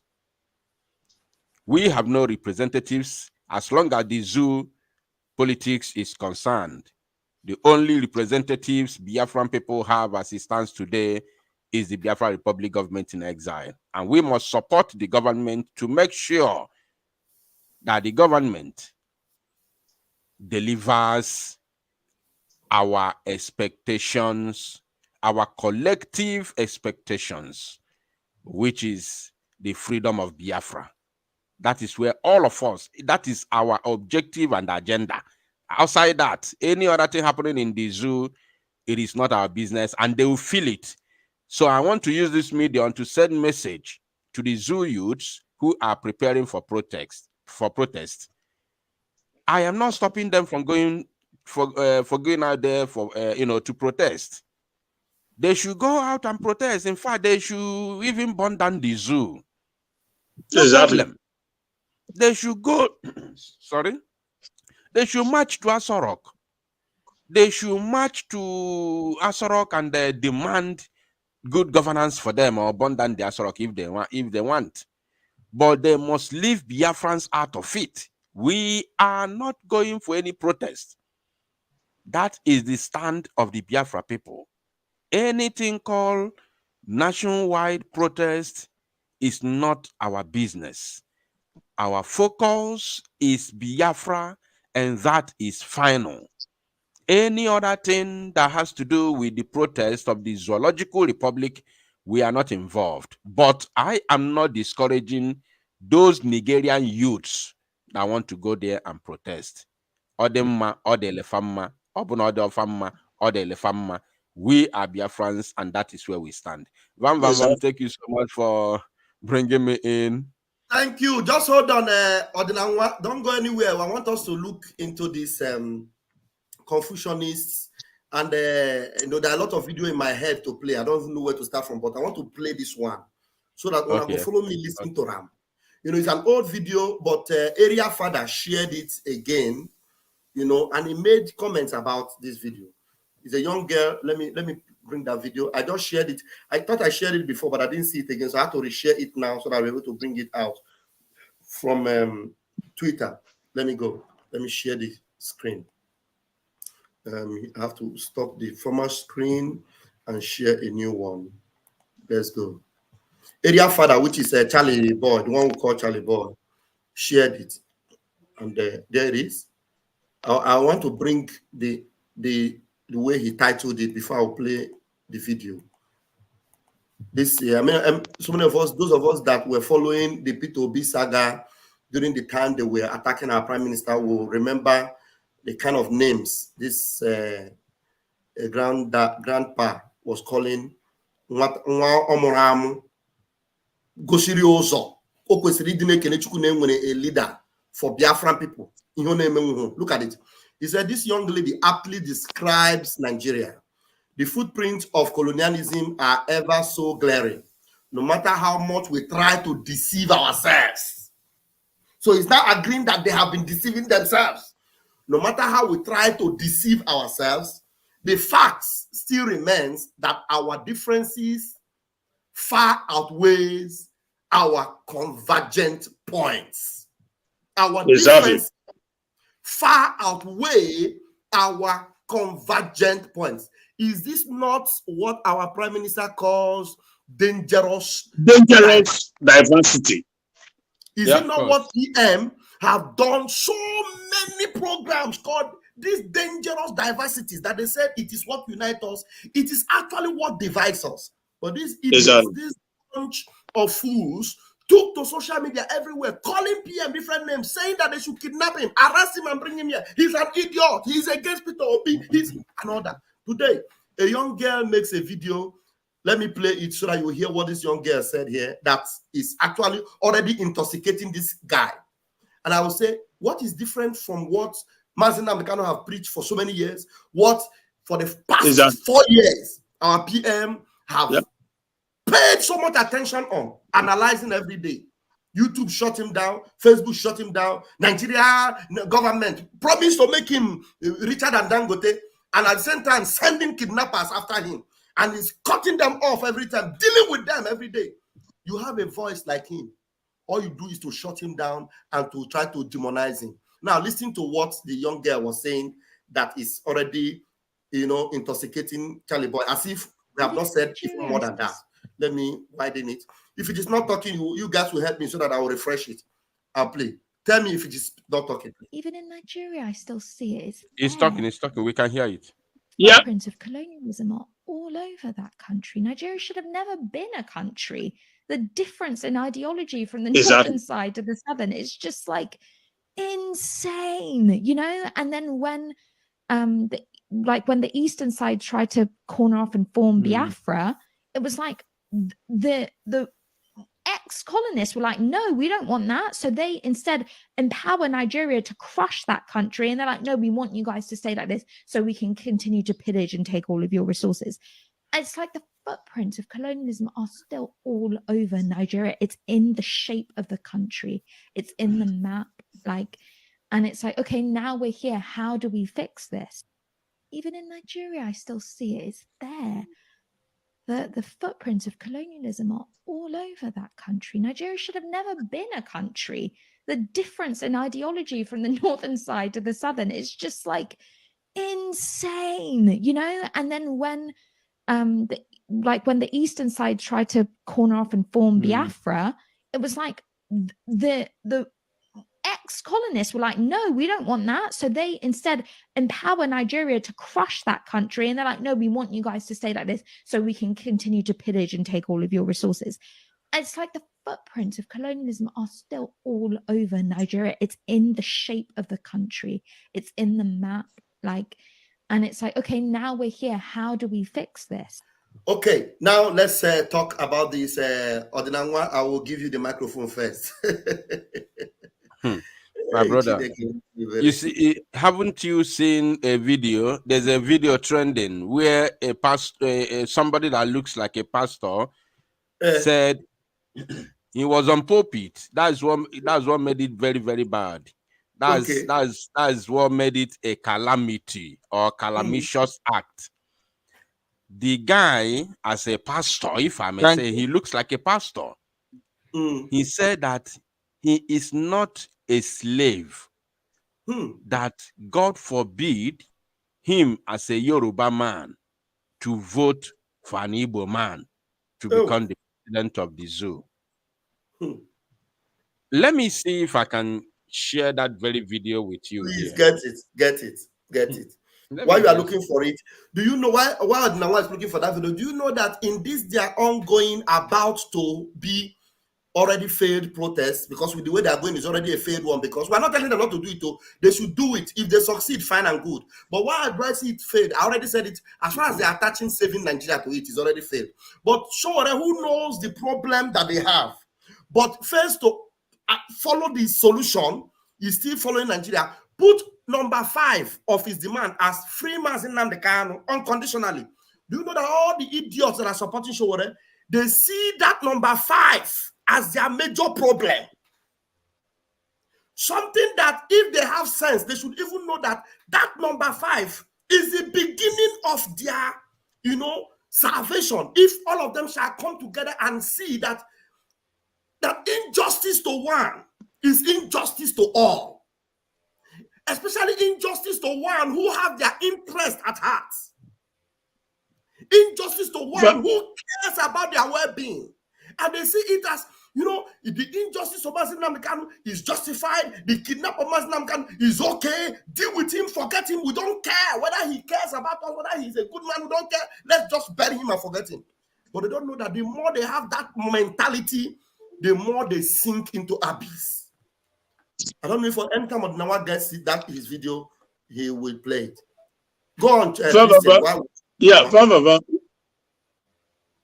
You see, that lady, I don't know who that young lady is, but the truth of the matter is that what the young lady said, he just summed it up completely. He said that the colonial or ex-colonials, they came to work with the Zoo government to crush Biafra. Now, the same thing is happening today, and that is why Nnamdi Kanu is in DSS dungeon today, because the British that created Nigeria for their own economic interests, what this guy says, Nnamdi Kanu has been saying all along, and as a result, the British, I told you, I don't know if I told you this before, like 3 or 1 month before the kidnap, I called my best friend in London. I asked him, I said, where is Nnamdi Kanu staying? He said he doesn't know, but he reside in London. I said, no, that if Nnamdi Kanu reside in London, then I don't know how is that obtainable that he will be in this country and speaks the way he speaks. We all speak, but the difference is that Nnamdi Kanu has big microphone, okay? The world listen to him. Over 80 million Biafran listen to him. Therefore, the British sees him as dangerous, as a man they cannot accommodate. That is why I'm not afraid. Yeah, okay. Sum up your point so that will play this one. Yeah. Christian, go ahead. Just sum up so, your point. So the British, So the truth of the matter, if for anybody, it's not even rocket science. If you have any brain, you must know how this whole thing went down. They coordinated with the British government, with the criminal DOS, with the Zoo government, and the Uzoremas of this world. It was an effort put together to get him kidnapped in Kenya. That is what happened. Just because of exactly what this guy just said, that is what Nnamdi Kanu have been saying. And anybody in that, including Showore, they all know it, but because of their evilness of mind, they think that impossible can become possible. It's not possible. Nigeria can never work because divergent opinion. How can you put oil and water cannot mix, for Christ's sake? Day and night. Have you seen day and night coexist? Impossible. Go ahead, my brother. Thank you. All right. Oil and well cannot mix. Oil and water cannot mix. That's true. So can I play the video? Bam, bam, bam. Go ahead, Machineke. Go ahead. Okay. I am not a bastard. I cannot be a Yoruba boy and go and vote for Igbo. I'm not afraid. I am not a bastard. I cannot be a Yoruba boy and go and vote for Igbo. I'm not afraid.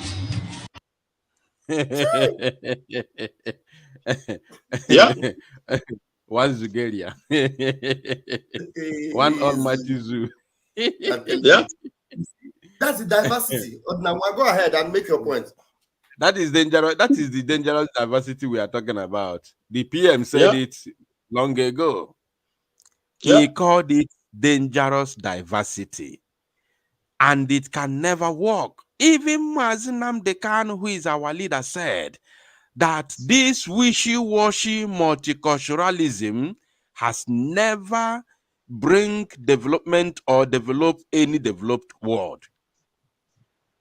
It has never, this nonsense, he called it wishy-washy multicultural.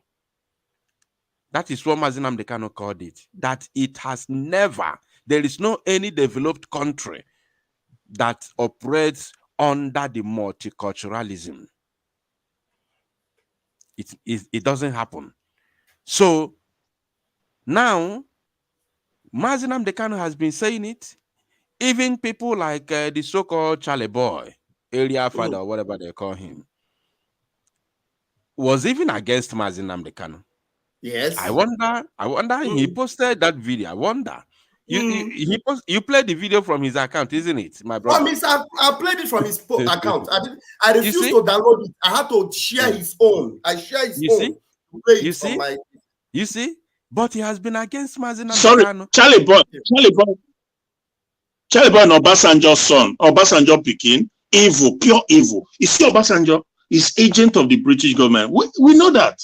And they are all working together to keep Nigeria one, because Nigeria is British business center. We have to speak the truth. It doesn't matter what happened. I live in this country, but it doesn't matter. If you kill me today, you know, kill me tomorrow. We've gone past that. Charlie Boy is entangled in this. They are not stupid. Charlie Boy is intelligent. He knows that Nigeria is unworkable because they are being overshadowed by evil. They don't want to speak the truth.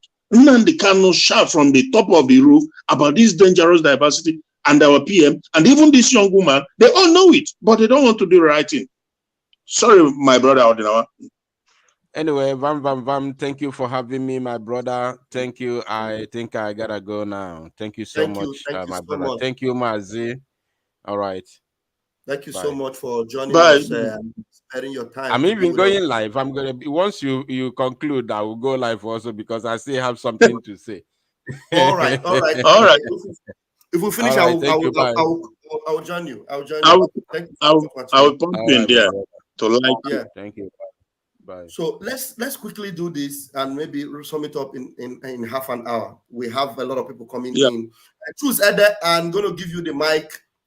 But before then, just allow me to make a very brief but very salient clarification. Ogochuwa Okafo said, Chiamaka, what are you talking about? With a strong question mark. They want a new Nigeria and not a divided Nigeria. So Showore can't put the release of Nnamdi Kanu as a first priority. Showore is a waste of time. Now, some of you, sometimes you might make me use some words that will not go down well with you. You know, some of you ask some questions that are completely senseless, and I don't know where your brain is. I'm sorry. You should know me as a very critical thinker. And don't come with some of these questions on my platform, because when I blast you, you will say I'm disrespectful. But let's be very polite and address you.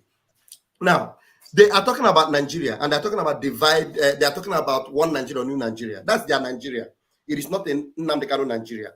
It's not our Nigeria. Showore have a way of asking his own one Nigeria. And we have clearly said it here that Showore is making a mistake for asking for something that is impossible. Like Christian said it is trying to say, make impossibility possible. As far as Nigeria is concerned, it can never work. And I keep saying it here, and some of you will come with your Dundee head and be asking me, what are you talking about? Some of you are just very, very, very, very annoying. You understand? So am I supporting Showore or am I supporting them? So why are you asking me this very stupid question and asking me, what are you talking about? Is it that you are not listening to me, or that you just want to get me angry, or what? I don't know. But let me just be very polite and respond to you. Now, if Showore, who is a one Nigerianist, is putting as part of his demand free Nnamdi Kanu, it's a good demand from him, because he knows that Nnamdi Kanu is a good man. Any good Nigerian, there are good people in Nigeria, but only that they need to wake up and know that, look, for you to be good, you have to detest Nigeria, hate Nigeria, delete Nigeria from your subconscious. That is when your goodness will become good, because you cannot be a good person and still be part of Nigeria. It doesn't help your goodness. That's the thing we're trying to do to help them. So next time when you come to ask me a question like this, make sure you have listened to me very well. And don't come and ask me stupid question and put a question mark to it as if you have some sense, whereas you don't have any sense in what you are saying. Let me take your question out. I have no respect for people that have no brain anyway. So now, the brain in this is that these people are asking for one Nigeria. And so who is also one Nigerian is trying to tell them that, look, you people cannot be asking for a good Nigeria when that man Nnamdi Kanu is there in the dungeon, kidnapped. And they are treating him so badly. They have released their criminals. Look, you that is putting a question mark on your question to me. Is it Biafra that kidnapped Nigeria? Is it not Nigeria? Is it Biafra that kidnapped Nnamdi Kanu? Is it not Nigeria that kidnapped Nnamdi Kanu? If you are asking for free Nnamdi Kanu, are you going to ask Biafra to free Nnamdi Kanu? Is it not Nigeria you will ask to free Nnamdi Kanu? Now, the people in that Nigeria, if they want to be honest, they should speak to themselves and know that as long as they are holding him as Nnamdi Kanu, they are holding themselves. So Showore knows that. So if at all he needs his Nigeria, he must release Nnamdi Kanu to walk out of their Nigeria. Let him fix Nigeria the way he wants. That's his business. Because we've told him that there's no way Nigeria can be fixed. But as honest in Nnamdi Kanu's area as he is demanding for his freedom. He knows that Nnamdi Kanu should not be anywhere in their dungeon. That's why he's asking for his freedom. And that's what we're talking about. And you come here and just try to, is it because you can write? These people, if they want to tell themselves the truth, they should know that the major problem they have is that they're holding Nnamdi Kanu. Nnamdi Kanu have no business in that Nigeria. If they want to do their Nigeria, they should do it and get our leader out of their dungeon and their nonsensical, consumed country. Mazi Nnamdi Kanu told them, and I keep repeating this video, and I will keep telling them that they don't know what is coming for them. They don't know. Because the more they are holding him, the more they are building their own doom. Listen to Mazi Nnamdi Kanu. Unless I'm not come to my platform and ask that, make that comment. People don't know what is coming, do they? They have no idea. I feel sorry for the zoo. They have no idea. Any day that all of you gang up to support your one Nigeria garbage, the more you're digging your collective graves. Nigeria can never ever be fixed. It's broken beyond repair. Can never be fixed. As far as Mazi Nnamdi Kanu is concerned, Nigeria is garbage. Do you understand? So Mazi Nnamdi Kanu knew that Nigeria was garbage before he had a meeting with Sowore. Mazi Nnamdi Kanu knew that Sowore was going for his one Nigeria or new Nigeria. And he believed that one day Sowore will also wake up to that reality. Because Mazi Nnamdi Kanu was also like Sowore at a point in time when he was thinking that there was something good that could come out. But he came to that conclusion and he knew rightly that Nigeria is garbage and there's nothing you can save out of Nigeria. So we're just looking them with one corner eye. Let them try their one Nigeria salvation, try to save Nigeria. And at the end of the day, ask in Akofecha or Danawo. At the end of the day, all of them they're going to come back to the reality that look, this man that we have heard, he's actually our salvation. He's actually the way out. He's actually the redemption. Because as long as that Nigeria remains, they will remain in a shithole. Nothing will save them. Yeah, Christian, before we talk, let's give the microphone to Choose Ede, and then Mbatu will talk, and then we'll think of how we'll end this live proceedings. Choose Ede, unmute yourself, and okay. Let's have your current submission.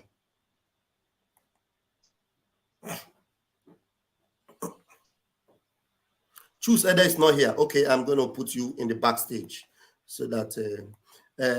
Mazi Mbatu, I'm sure you've been following since. Give us your submission. Choose Christian will talk, and I'll bring one or two other videos, and then we'll call it a night. Mazi, I thank you so much. Greetings to all the Greetings to those that love freedom, and to those who cherish the life we live and the strength we are putting every day for us to exceed that zoological republic called Nigeria. Not let anybody put you under anger, provoke you unnecessarily, like this idiot that just sent a message now. These are the people that eat from the crumbles that fall from the tables of their treacherous masters. Don't let them provoke you. And don't let anyone, even if you are listening to me, in any location you are in this world, provoke you into leaving behind what you are supposed to do as a blood Biafran you are. As for Nigeria, Nigeria is an ATM machine for the whole world where every country comes to withdraw. And why it's spending us more is that the pipe where they connect that money they are sucking from, the base for those things they suck is in Biafra land. They are sucking us dry. Britain is great. Britain is great. Britain is great. Cut off the oil from Nigeria from Britain today. They will go on their knees begging for money. Already they are doomed already, because God is using the radical Islam they are accepting as immigrants. God is going to use that people that those multitude Islam that is trooping into Britain as immigrants to punish them for the atrocity they have committed against Biafrans. He said, you don't know who Nnamdi Kanu is. Look at Ruto government in Kenya today. The pains they are passing through for touching the anointed. Yes. Anointed. Betraying the anointed. Look and that is just the beginning, They have seen nothing yet. And if you don't want to learn again, look at those who have risen up to speak against this particular government we are in, this Biafran government in exile. Some are sick, some are mad, some even go blind. You are seeing all these things before your eyes, yet you are still practicing your craftiness under the umbrella, under these guys near Wonye Biafra. Listen, the generation of our own father, my father fought war. There are those that tied because they won't have you know, this is our own generation. We produce what we use. No mercy for anybody. We use bro. We use bro. No chiriguzo. Don't wait for Prime Minister to give you order. Take him down. Take him down. Uproot him. You know, checking it. People don't understand what is coming, like our leaders said now. A time will come. A time will come. Eh? Oh, Mabasi. A time will come when those who call themselves fools in Abuja, called senator, they will be rolling on the ground without their abada, begging. I want no fear. That time there will be no mercy. There will be no mercy. People don't know what is coming. I keep saying this. People don't know that no matter we will get the man where mado. Oh, beyond on Messia, Messia, on support that now. Anya pure red. That he doesn't want to see anything preaching, standing on his way. And that is where we are today. Yes. I think we are joking. I think it's all about coming up here, English. It's all about manipulation or doing some those small politicians are doing in Nigeria. They find 100,000, you come and talk nonsense. You think it's all about, let us wait, maybe. We don't wait for anybody. And for those that is clamoring for Nnamdi, you think Nnamdi want to come out there, he will not take a pen and sign whatever they give to him and come out of that place. Our leader is ready to die because this is what he was born for. He was born for this purpose. And you that is talking trash, what are you born for? Were you born to betray? Were you born to be a sabotage? Or were you born to serve, so for your head to be served under the plate of Fulani herdsmen? If your head is meant to be served to them, then give it to them.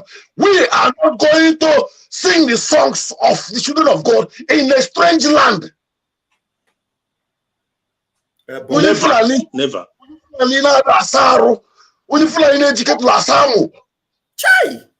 It's controlling the children, the sons and daughters of kings in the name of politics. Because they suck the oil in your house, sell it to the West, take a little crumble for it, and bribe you to keep pressing your people. And then pressing it in whatever rubbish. The era we are is era of no mercy. Because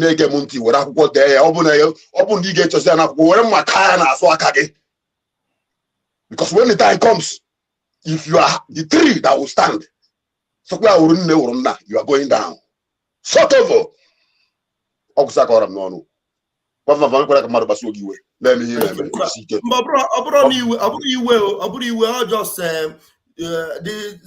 I think that's the person. Okay, the sister is here now. I bring it I want to hear your people's opinion. It is good to always listen that look, we are angry in the sense that now you are not more angry than me. Oh my God. I get support on Nigeria. I'm telling you. Not support Nigeria.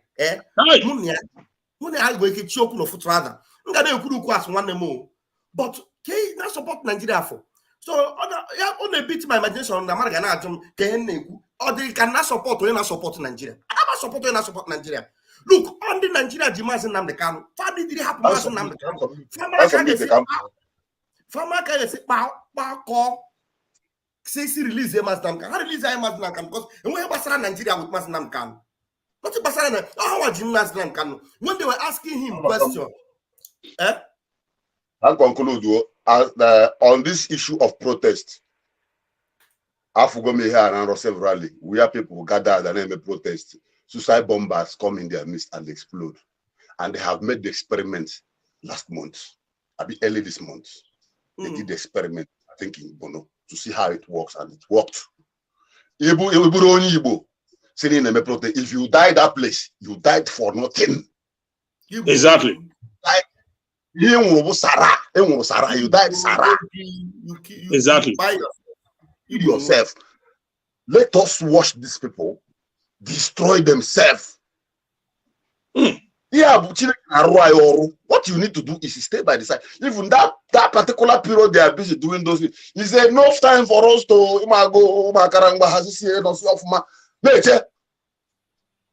that protest with Dokita. Al-Qaeda is only more get dressy with the flag of join. Boko Haram join. If you marry I will play the video. Even this police, the Zamfara police, Zamfara terrorist police, is already giving Boko Haram. Yes, I say the man is already playing their card. What he's playing is their clan. Let it be as if he said it. Yes, the plan has been made already. Yes. Everybody check 1966 Q. The Q a plan of ma. Ndausa on the planning. Yoruba on the planning. A plan here. Remember before getting me as an on the Igbo. No Igbo. The way I won't swan the buy. Can I read Cuba from that far? But I'm going to answers. When make the answers, make the answers. Always in Borus. In order to stop that answers, I convert here. Now Igbo people are trying to hijack Lagos, hijack the protesters. They want to destroy Yoruba land for them. That then they can't have a. They turn it to Igbo. Femi Falana. Yes, thank you, my brother. And I have also. Or the issue, the media were not to wage in a trailer. How long are we going to trailer onions? But I will see get away, Virginia. I said, but I see get a dust, or something that we will take we see it. Remember, I have only one a protest here. You others. You come on, Kegabo, I whatever more safe for them. If not, you can never recollect because you died for nothing. Thank you. You died for the purpose. You have a reason to recollect as an Igbo man. Because stay away from this protest. Mind you, like they had a protest, you know, who gets to feel bushing or bonona, saying in a ritual for the begging, or begging. Now, we are following our Prime Minister, who is the bearer of the template, because we have nothing to do with Nigeria anymore. God bless. Thank you. Thank you. Thank you, Wachineke. Thank you so much. Thank you. Have a wonderful evening. Thank you. All right, beloved sister, grab the mic. Let's hear you. Okay. Chiamaka, ndewo. Ndewo. Ama name why onum no ngari kabri yendere de popolo na line. Mana I'm not going, but you started your write-up with cautioning me with all this analysis. No, it's not me. What are you talking about? Now, I'm got to be careful the way you make some comments. Okay. Go ahead, make your point. Let me hear. Yes, Emma, na I wouldn't be. It's like, hey, Chiamaka, what are you talking about? It's not that I'm asking you a question, you know. It's like Emma Zumwe. You can get citizen and they can first. Obama no cholo. Gobulu, only one Nigeria. So well as when you do serious. Nice, no, it's your mass and they can na request protest on him. Asking for the release of Mazi Nnamdi Kanu. That's a good for him to demand for the release of Mazi Nnamdi Kanu. He should. Every Nigerian should demand for the release of Mazi Nnamdi. Every Nigerian who wants life for themselves, whether they are demons in Nigeria, whether they are politicians in Nigeria, whether they are governors in Nigeria, whether even Tinubu himself should know that the first thing he should do is to release Mazi Nnamdi Kanu. Even the devil should know that Mazi Nnamdi Kanu should be out of that dungeon. No matter what you are in that zoo. Release Mazi Nnamdi Kanu. It's not part of you people's nonsense. So anybody that puts release Mazi Nnamdi Kanu in their demand, don't attack him because he's asking for release Mazi Nnamdi Kanu. If you are wise, you shouldn't attack that person. For attack him for, if you say you are fighting for freedom for people and you are asking for Nigeria, then you are making a mistake. But release Mazi Nnamdi Kanu should be number one. In fact, they should be crying that Mazi Nnamdi Kanu is still there. What is he doing there?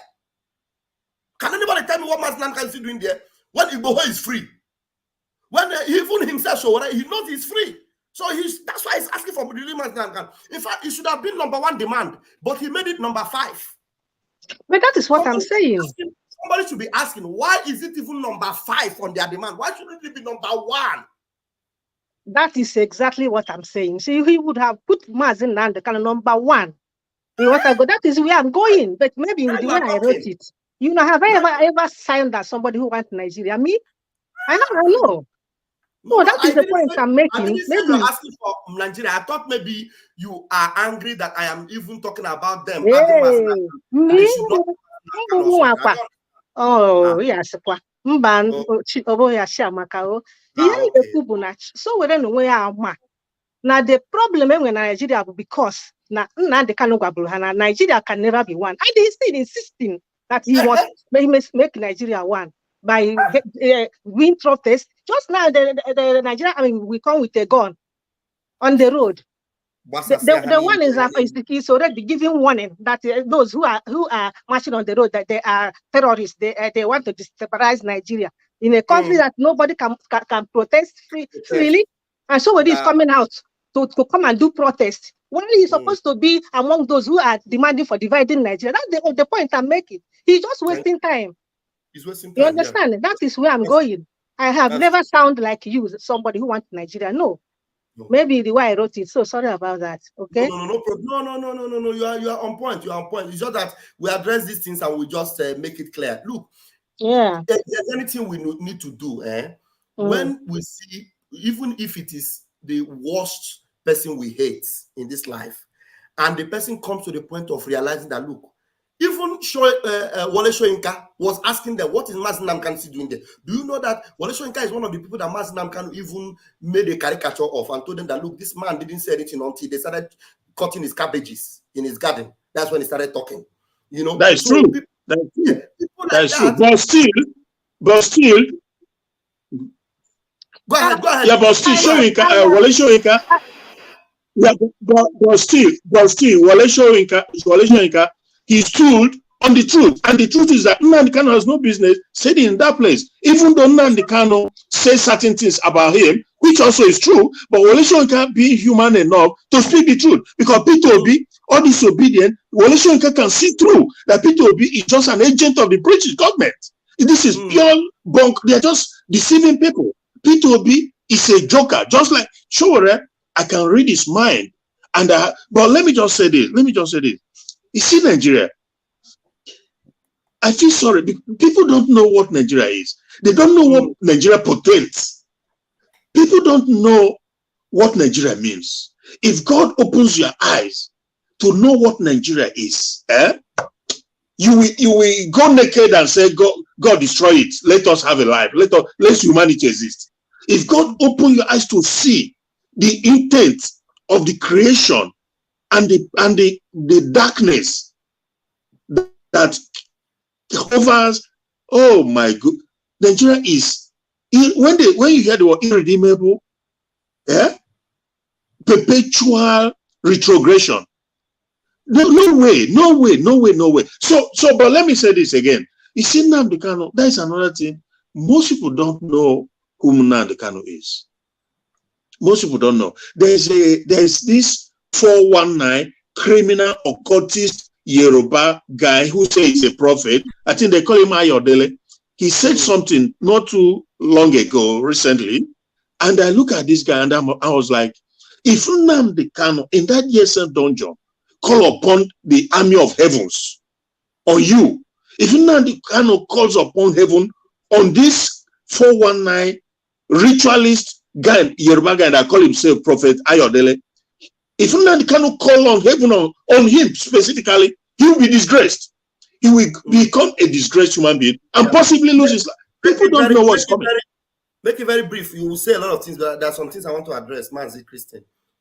Okay, my brother. Just say. Let me. Okay. All right. Because sometimes, because we flow in the spirit. We flow also in the spirit sometimes. But go on. Yeah.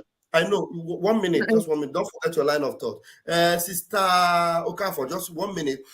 Our brother said, Pastor Van, please, I see that differently. For me, he added release Mazi Nnamdi Kanu to get Igbos to be involved in the protest. And that's why me and you were here. So we have been able to associate ourselves. Been able to distance ourselves from this protest. So no matter the intentions of Sowore, that is not my business and that is not your business. You know, any Igbo, only exactly. If Sowore have a hidden agenda of adding release Mazi Nnamdi Kanu, you know, that shouldn't be your reason to reject that release Mazi Nnamdi Kanu. If his agenda is there, his agenda, his idea, or his intention is not your business. It doesn't concern you, because you already have distanced yourself from that protest. You don't care about that protest. So why would you now be saying, are you against him adding that release Mazi Nnamdi Kanu because of his intention? Him adding release Mazi Nnamdi Kanu is something that he is exercising his own free will to add it, because it's something that is right. But what I'm asking him now is that why shouldn't he make it his #1 demand if he knows that it is important? Fine. Because everyone in that Nigeria should be ashamed of themselves that Mazi Nnamdi Kanu is still in the dungeon for 3 years running, and they are in a country where their leaders are all kidnappers.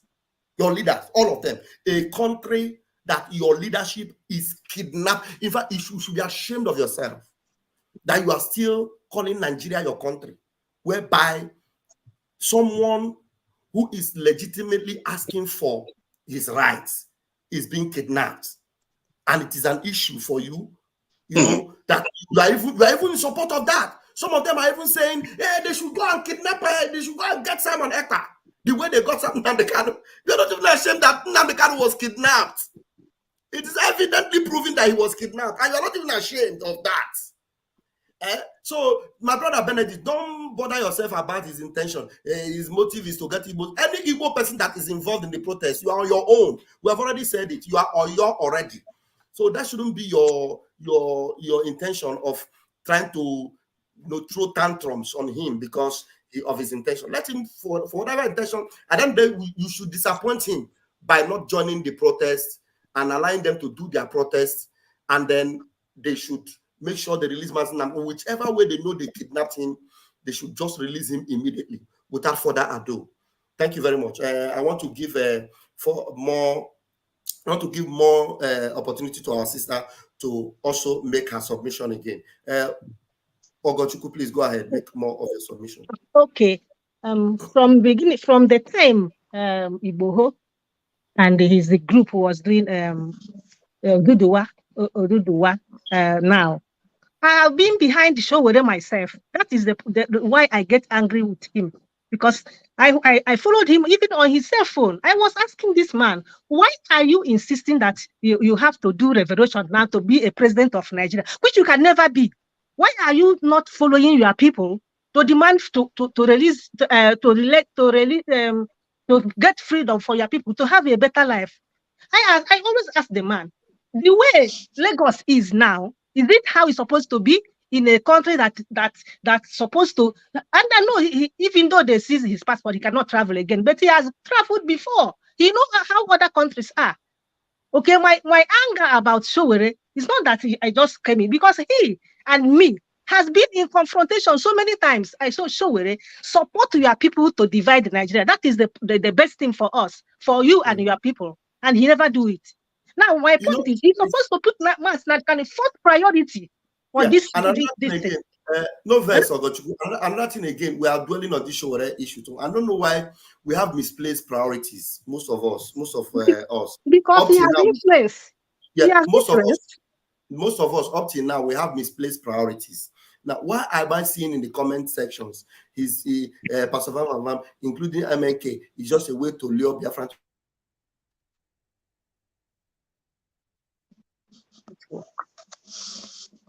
What's up?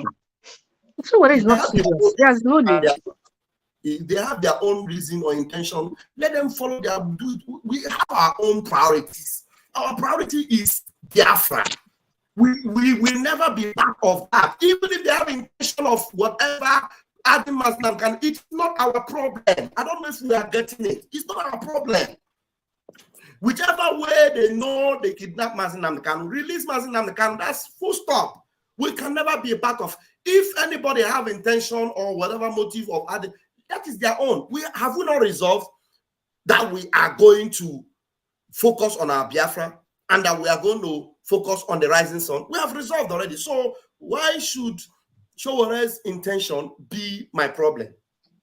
Why? Why should it be my problem? Why should I even be talking about it? Why should I? You understand? I should just mock Nigeria, mock their idiocy, mock their foolishness, mock the fact that they are angry that somebody is calling them kleptomaniacs, which they are. You know, a country where their senators are calling themselves kleptomaniacs, and and already they are about to consume themselves by themselves. Nigeria is already on a self-destruct mode. That's where Nigeria is already on a self-destruct mode. I'm telling you. Go ahead, Master Christian. Probably early this year was late last year. I told you, I said that Nigeria is the wrath of God has fallen upon that evil entity that has no business existing in the first place. God has had enough. And I told you that moving forward, I think from that last year, there's so many things is going to be happening because God has had enough. And you see all these people, they say they are pastor, they are prophet. These are all criminals. These are all agent of darkness. All of them, for the most part. Maybe there are exceptions, but these major ones who comes out and tell you this and that, they are all agents of darkness. Because Nigeria epitomizes everything that is bad. It's a shame on humanity for Nigerian places. How do you reconcile that? How do you reconcile that? That is invariably trying to put in practice darkness and day, or light and darkness to coexist. Like I said earlier, water and oil, it doesn't mix. It can't mix. There will always be separate because we don't have. Look at, for example, so all these show for all these other guys. So you begin to ask yourself, there's no way Nigeria, because those who have hijacked the country now, the Fulani hijacked Nigerian system. They've determined a long time ago what they want and how it's going to be. That is why Shetima tell you restructured my food. And he's at the helm of power now, Shetima, with his people. They dominate National Assembly. They dominate everywhere. They have the judiciary. They have the legislation. They have everything. So the only way out to save you, yourself, your generation, your cultural, your ancestral, your everything is to move away from Nigeria. That is the only way. Anything other than that is a waste of time. I don't know why is it so difficult for people to understand, to see the likes of NJJ Media and the rest of them. So they are not stupid, but it's either is some of their actions and the line they told is born out of self-interest, selfishness, or for whatever reason, I don't know. Because it's very clear for all to see that this is not a country, it's not a nation, it's not supposed to exist. It's only leading to doom and doom, more doom, So, my brother, it's sad. It is sad. It's really sad that you see people, they see the truth and again, and another thing that is also very, very troubling, and I pray when we get Biafra, we're going to have to make sure that sound education, whatever it is, that will make our brain of our children to begin to function like normal human brain. So I'm sorry to say, but sometimes I am tempted to think that there's something fundamentally wrong with the way we reason as Black people. I'm sorry to say, but this is a fact. I am Black myself, 100%. But something is not right because even now cannot. Oh. Thank you so okay, much. There are so many things you have to say, but there are more people on the platform that would also want to talk. Thank you so very much, Mazi Christian. The points we're going to give chance to every other person to talk. There's a brother that said trying to get your phone number. I have put up that number. I don't know if you want to call on the live program or you want to give me a private information. Otherwise, you can call now. I already displayed the number long enough for you to have been able to grab that number. Good evening, sir. Are you the person that put that number? Gideon, sir. Hello. Yeah, go ahead. Hello, sir. Who is talking, please? Network is bad. Hello. But I can hear you. Go ahead if you are the one talking. Please go ahead, Gideon Chinasa. Can you please go ahead?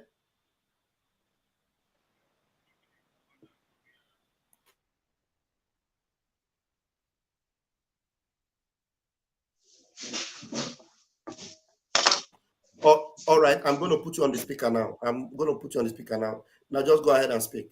Okay, so go ahead. Yeah, go ahead. You are on speaker now. Okay. I want to talk concerning this protest that is about to start in the Nigeria. By the grace of God, I happen to work in the office of one of the security agents in Nigeria. I'm a Biafran, a poor Biafran, but to have daily bread, I work in the office of one of the security agents in Nigeria, not as a security man, but as I work as a civilian staff. And there is a memo that they released last 2 days, take on Monday, concerning this protest. I want to make this public to your platform. Let's go viral to all Biafrans. This memo released that every security agent should go hard on all protesters in Nigeria. They should use, they call it, what's it called? They call it section 237. That's when you are justified to use your firearm. Wait. I want to say something before I allow you to continue to say these things now.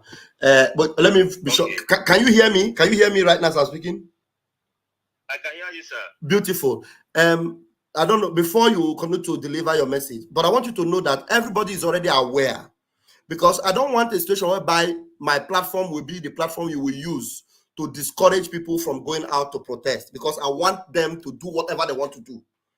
I will not use my platform to discourage the protest. I don't, Christian, what are you saying? I muted you. I don't want you to use my platform to discourage people that want to protest. I will not be happy to be the one that will be used for that.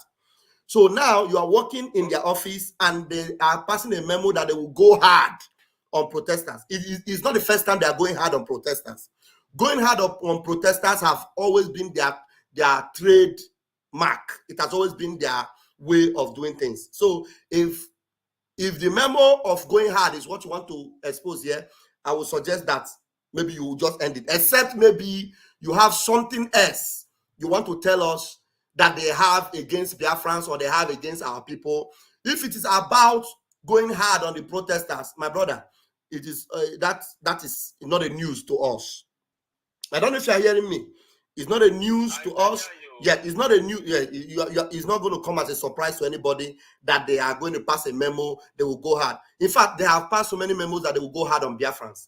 Are they not going hard on Biafrans? Are we not giving them woto? So assuming you come now and tell us that they said they're going to pass a memo that they are going to increase the troops in the Biafra land. What it's going to mean is that we already know and we are going to get ready for them. So many times we have invited them to come. Bring them more. Increase the troops and we will stop them as they come. Do you understand? So if there are more things you want to say, go ahead and say it. But if you want to discourage people from going out to protest, please don't use my platform to do it, because we don't want to discourage them from going out to protest, but we want to discourage our people from joining the protests. That's what we are doing. Our people must not join them in the protest, but whatever they want to do to protest, in fact, if they want to release all the whole Alama Jerry, if they want to release all the Boko Haram in Nigeria to protest, let them release it. But in Biafra land, we have told our people not to join them. Anybody that joins them and anything happens to them, they are on their own. But we don't want to be seen to be discouraging the protest that they want to do in Nigeria. Let them do it however they want to do it. So you have further things to say, you can say it. But I'm sure you've heard what I said. So in case, if you're going towards the line I don't want you to go, I'm going to stop you from talking. So go ahead. I think the brother have stopped. The brother have ended his call. Maybe they wanted to use him to come on my platform to come and discourage people from protesting. If you come on my platform, don't come on my platform and be used to discourage them from protesting. So I won't be surprised if this guy is an Aboki or one of them that they are using. Come and use Van platform to make the message go viral. You hear what he said? I want the message to go viral. I am working in the office of one of the come on, get out. You think you want to, you can use Van. Propaganda. Propaganda, yes. And he wants to do the propaganda from my platform. Yes. It may be Afonja. It may be Afonja or Aboki. They know what they are doing. They know what they're doing. They said, go and call them, tell them that we want to discourage them. We are going to go hard on the protesters. And he thinks I'm going to like it. Van is going to like it. I said they will go hard on the protesters. Look, next time you call me with such a thing, the thunder of Biafra will strike you, even before you even make that call. So, Mazi Christian, okay, you have said a lot. And I think there are some people in my room. Let me bring them in so that they'll make their submissions. And Ezioku, you are here. Grab the mic and make your submission. Good evening, Uncle my brother. You're welcome. Well done, everyone in the space. I just want to thank everyone listening anywhere you are in the whole of this world. Say God bless you all. Okay, that's good. I think you talk about Genesis here. You talked about Genesis chapter 30. And this Genesis chapter 30, I think from verse 9 to 11 or so. Yeah, that's about it's about Zilpah. That is the mother of God. And we should understand that God means good fortune. Good fortune, and we are fortunate. We are the children of God. And as God has made it to be, we are not the one that made it ourselves. It is God that make it to be so. I hope, can you hear me? Yeah, loud and clear. Yeah. It is God that have made it so for us. So we are fortunate to be in that particular lineage. Yeah. So anybody that is fighting the children of God is wasting their whole time. Definitely, we are going to win. Definitely. Sorry. Yeah. Thank you very much, Mazi Ezioku. Yeah, fantastic. In fact, I wish you were here from the beginning when I actually was very blowing hot on that. And there was a point where we talked about the troop, and I actually made a lot of expose on it. There's something that just got into my head now, Mazi Ezioku. Don't be distracted from your point if you have more to make. Let me bring in something to actually show this last caller that I have something to share to him from within the Nigerian army. Here comes, their own submission, and because anybody that is coming out to actually shoot people because they are protesting, you are coming out to shoot people. I want you to know that there are people that have different opinion, even within the army. Let me play this. Because Nigeria, if you people do not end that nonsense of you shooting at people, innocent protesters, you don't end it, I pity for you, especially the soldiers that will be coming out, especially the soldiers that will be coming out to shoot innocent protesters. Okay, it is here. Listen to this audio coming out from within the army. They're already cautioning themselves. And I think some of them must have learned from what happened in Kenya. But it is not violent. It should be a peaceful protest. Please. The security men that are coming out is because anyway there are gatherings like that, they have to be security agencies. You understand me? It is not for this thing. The arms they are carrying is not to kill the protesters.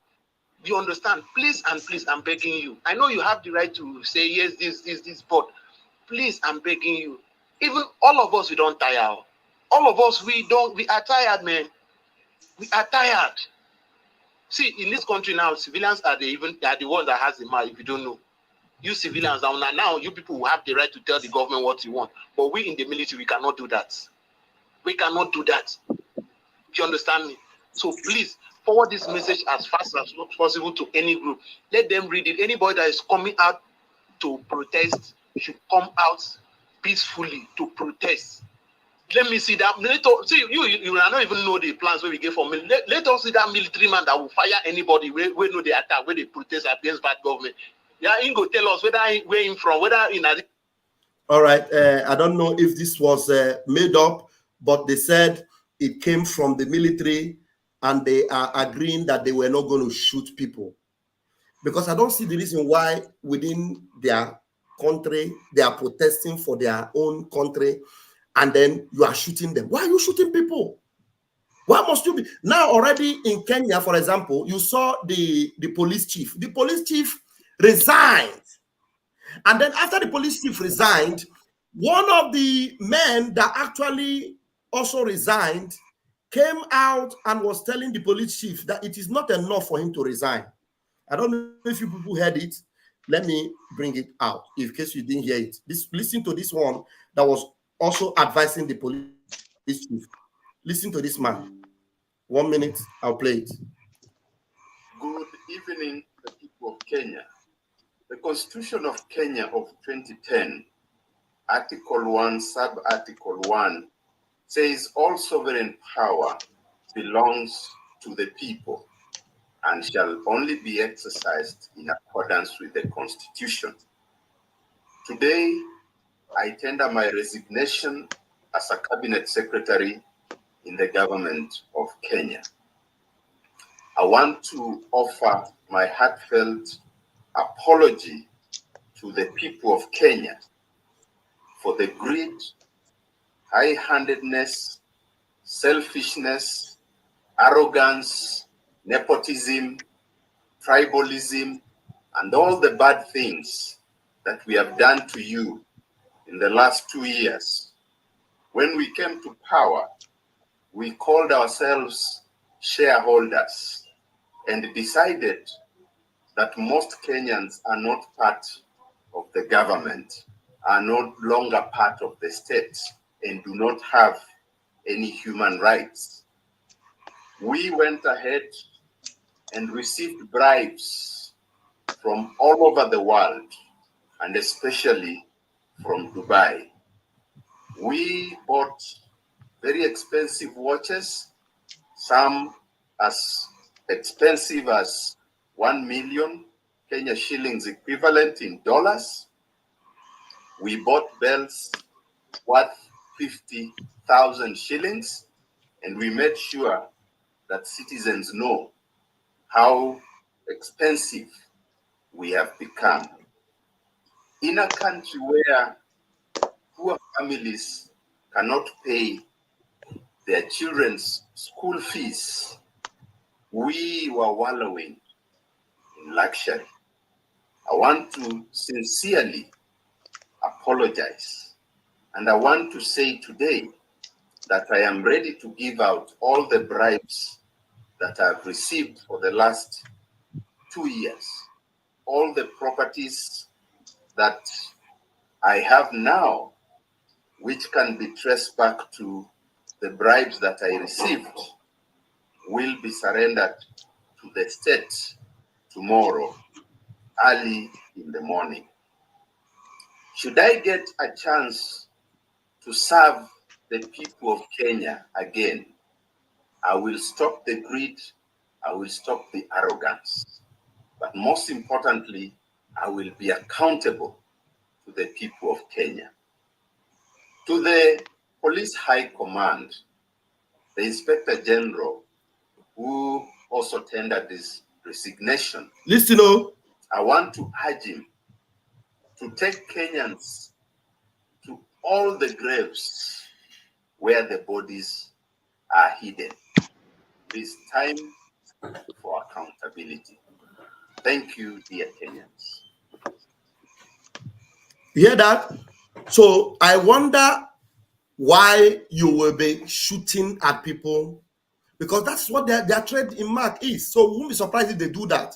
But if they are wise, they will not shoot people and kill them that are protesting for their own even for their own well-being. Look at the strategy they are coming up with. Listen, this one is a police chief from Zamfara. Zamfara that is already taken by terrorists. Zamfara is under the control of terrorists. Now, people want to protest in Zamfara. No, people that are protesting in Zamfara, are they protesting for us, Biafrans? They're not protesting for us, Biafrans. They are protesting for their own side of the divide. We do not involve in the protest, though. Take note. But I wonder why some of these people that should even be leading the protest are trying to threaten them, making them afraid that they are going to shoot them. Now, they are also trying to make them feel that Boko Haram are going to be part of it. If Boko Haram is a part of it, it is because this police chief is bringing them in. Listen to police chief from Zamfara. Suffering from bandit attacks in the villages. So if the cities that remain now are shot, that means the whole society is shot. I want to let you know that most of the people that are calling for this protest are criminals, bandits, illegal miners, armed robbers, and unemployed youths.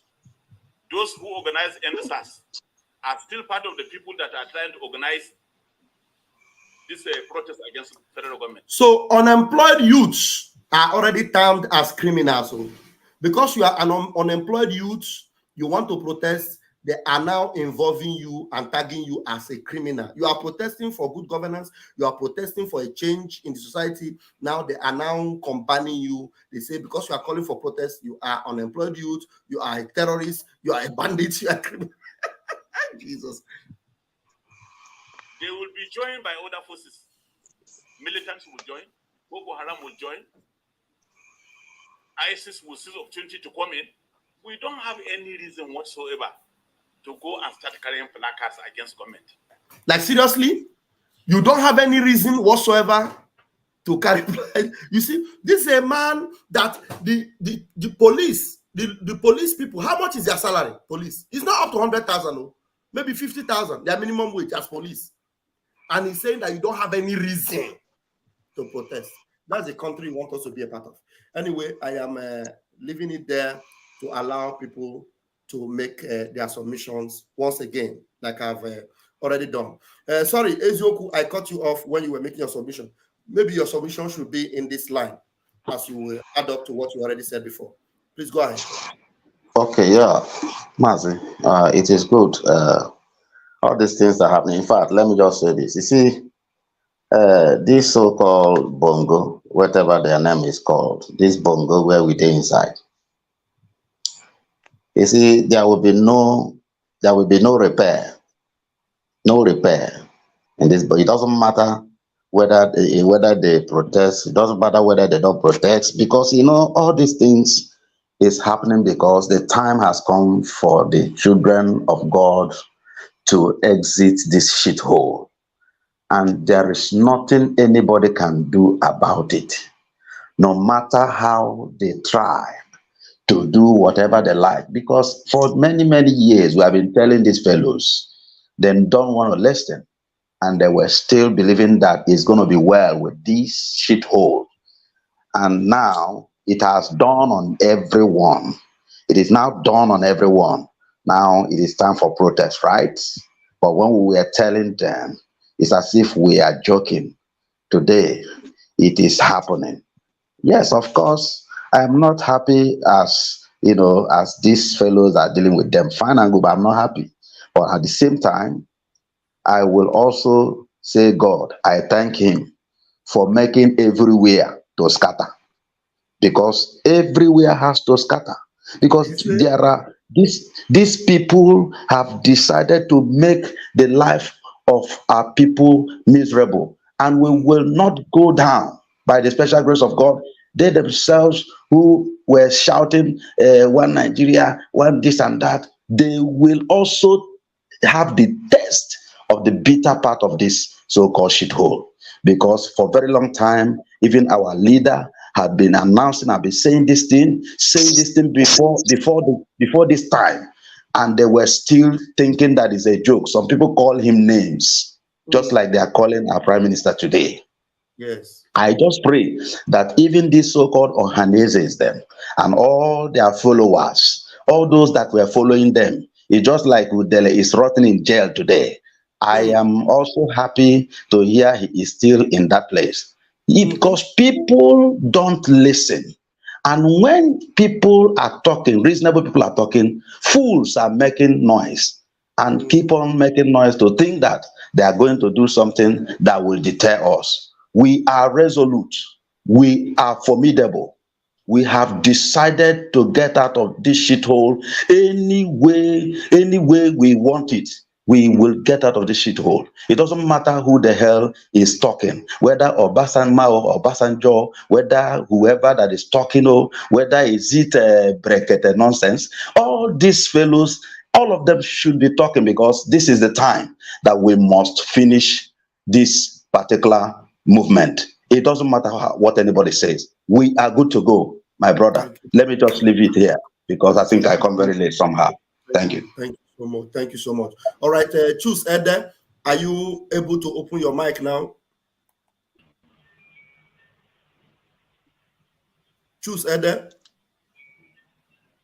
No. Ogochukwu, please make your closing remark, and let's round it up. Okay, Maz. Biko ka m were opportunity a wee gwa ụmụnne m nọ n'ụlọ. Agwa bụ eze ezikagoro m ozi before maka na anọ ya. Gwa ha na ha si na ha emekọtakwana okwu n'ilo si na ha na-aga eme protest. Ụkwụ ha atụkwana n'ilo. Ọkwa ikwucha ịma na ihe na-eme ha bụ ikwucha ha na eme ihe ha chọrọ. Mana onwe ihe mere gị n'ebe ahụ. Akpọkwana m afa. Nwekwa ihe m ga-emere gị ọsọkwa gị bụrụ ụlọ mana onye mbụrụ na ana m egwu egwu. So biko ọ bụgoro na agụụ na-agụgbu gị nọrụ n'ụlọ ị gaghị anwụ ụbọchị ha. And again, sit at home. Our PM call for our leader Maazị Nnamdi Kanu. Ọ ka dịkwa otu ọ dị maka a ga-abịa bụrụ propaganda kịta gaba everywhere. Sịba ha ọkwa ya kpọgago Maazị n'ọgwụ ọkwa o wetego ọgwụ. Biko na ụmụnne m nọ n'ụlọ. Our protest ka dị otu ọ dị. Unu aghọtago? Friday the 2nd. Ịma na ụbọchị a ka unu ma ebe anyị bi na ndị a na-eju n'iro. Biko na unu apụ n'ezi ụbọchị ha nọrọ n'ụlọ maka iwe maka our leader Maazị Nnamdi Kanu. Biko nu ana m ayọkwa ụnụ ayọ maka mgbe ọ ga-eseti ka a ga-akwara isi ị na-agbasa anyị wicked. Ihe ọrụ gbasakwala m our freedom. Enwekwa onye nji egwu maka ya. I go against it. Ị nọkwa na trouble with me. Ọ gwụchakwa ihe m nwere ike ikwu na Maazị. Ndewo. Ndewo. Thank you for bringing up that sit at home. Our own protests, like our PM has said, our protests have been on for the past 3 years. 3 years and counting. Can they make protests? Can they do it? Talking about protests. More than 3 years. Every Monday, on the sit at home. From there, I look at I make 1 week. I look at I make 2 weeks. I look at I make 3 days. And they make consistently now for the past 3 years. And this one is going to be the mother of it all. This is going to be the mother of it all. So tell me whether there's any. Now, this one, they are even planning it. This one, it has become part of us already. If we have imbibed protest, it has become a system in us. Sit at home, lock down. Ghost town. And this one is coming up again. And this one is involving every government building, government offices, anywhere in Biafra land. Come and open your gates on the 29th of July. If you say you have 2 heads, open the gates to that office on the 30th of July. If you say you are, open your office on the 31st of July. If you say you strong and not going about you on the 2nd of August, come and open your office. Let us show you what happens to Ntioke inside fire. The Biafran Prime Minister has spoken, and his authority is final all across Biafra land. This one is our own protest. So if you say you want to do your own to join them, and as far as you are not in Biafra land, you want to do, maybe you are in Zafra, want to join them, you are in Lagos, want to join them, you are on your own. Anything that happened to you, nobody will come on my platform and say, Vam, you see in Igbo, they decided to join the protest. So they came, they did not, they joined on rally and protest, and they are targeting in Igbo. They are targeting, if they target you, it is because you joined them. You always know that anytime they do all these things, at the end of the day, they'll come and like that in Ketara, that calls himself Nsema is making noise up and down now. Tinubu achoguri oberego, when make noise. It's IPOB, this protest, they want to join protest. We have announced it everywhere. Our PM have announced it from his platform that we are not part of that. We are not. Thank you very much. That is what I will add to that. So thank you, Ogochukwu, for bringing that up. Mazi Christian, do you have something to say? My dear brother, yeah, as you know, a word is enough for the wise, like they said. All this whole thing, our leader Mazinan has been saying it for ages, for years and years. Our PM, the same thing, dangerous diversity, and so obviously, what will happen. You know, like I keep saying, we can't save everybody in this movement. We are heading home, and those who will be safe, and those who will not be safe. So what happens. So that is all I can say. God bless you, and I will see you again. Thank you so much. Thank you, Clement, too much. Yes, that military guy that said our people should come out. People should not listen to the military man. Oh. You know, it is not today that because they said that voice came from military. It's not today that we have been warning them. When they protest, you people will say you are military. You will come out and kill your people. Now they are releasing audio. They say they don't want to join. Let us see how they go. We are going to be watching them. Mr. Military Man, what we are going to do is that we are going to be watching you people from a distance. That's what we are going to do. So you come out and lead the protest. Tell them. In fact, I want to see for the first time that military, you are coming out to join them in protest, and we are going to applaud you at the end of the day. Okay? So come out. Very sorry, my dear brother. That young lady that was giving interview, is it Charlie Boy in the interview or who? How did you get it? No, in fact, maybe I should bring that again. Because you know, we didn't pay attention to that video. That video, I did some analysis on that video, but we just jump and pass. But I think I should bring it back. We shouldn't jump and pass like that. You know, that video, I wanted us to say something about to analyze it. Yeah. Yes, I wanted us to say something about that video. It is an old video. Charlie Boy jumped on it as if his head is now correct. But you know that Charlie Boy's head is not correct. Never. He will still come out tomorrow and attack PM. He will still come out tomorrow and say Nnamdi Kanu doesn't want Peter Obi to be. But Nnamdi Kanu told them Peter Obi under one Nigeria supported the massacre of Ndibo, and they threw their body into Isu River. Nnamdi Kanu told them that Peter Obi, all those things, and every one of them, and none of them they accused Nnamdi Kanu. But today, Charlie Boy is supporting what this young lady is saying. I want to bring that video back. Let me refresh myself before I bring it. I will close with that video. In fact, I will give every other person the opportunity to make a submission on. Okay.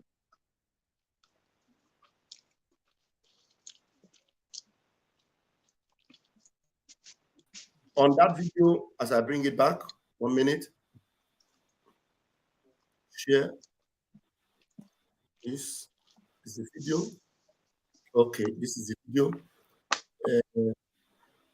Bringing this video, I want you guys to see that it is coming from Charlie Boy. Are you seeing it? Is it displaying there?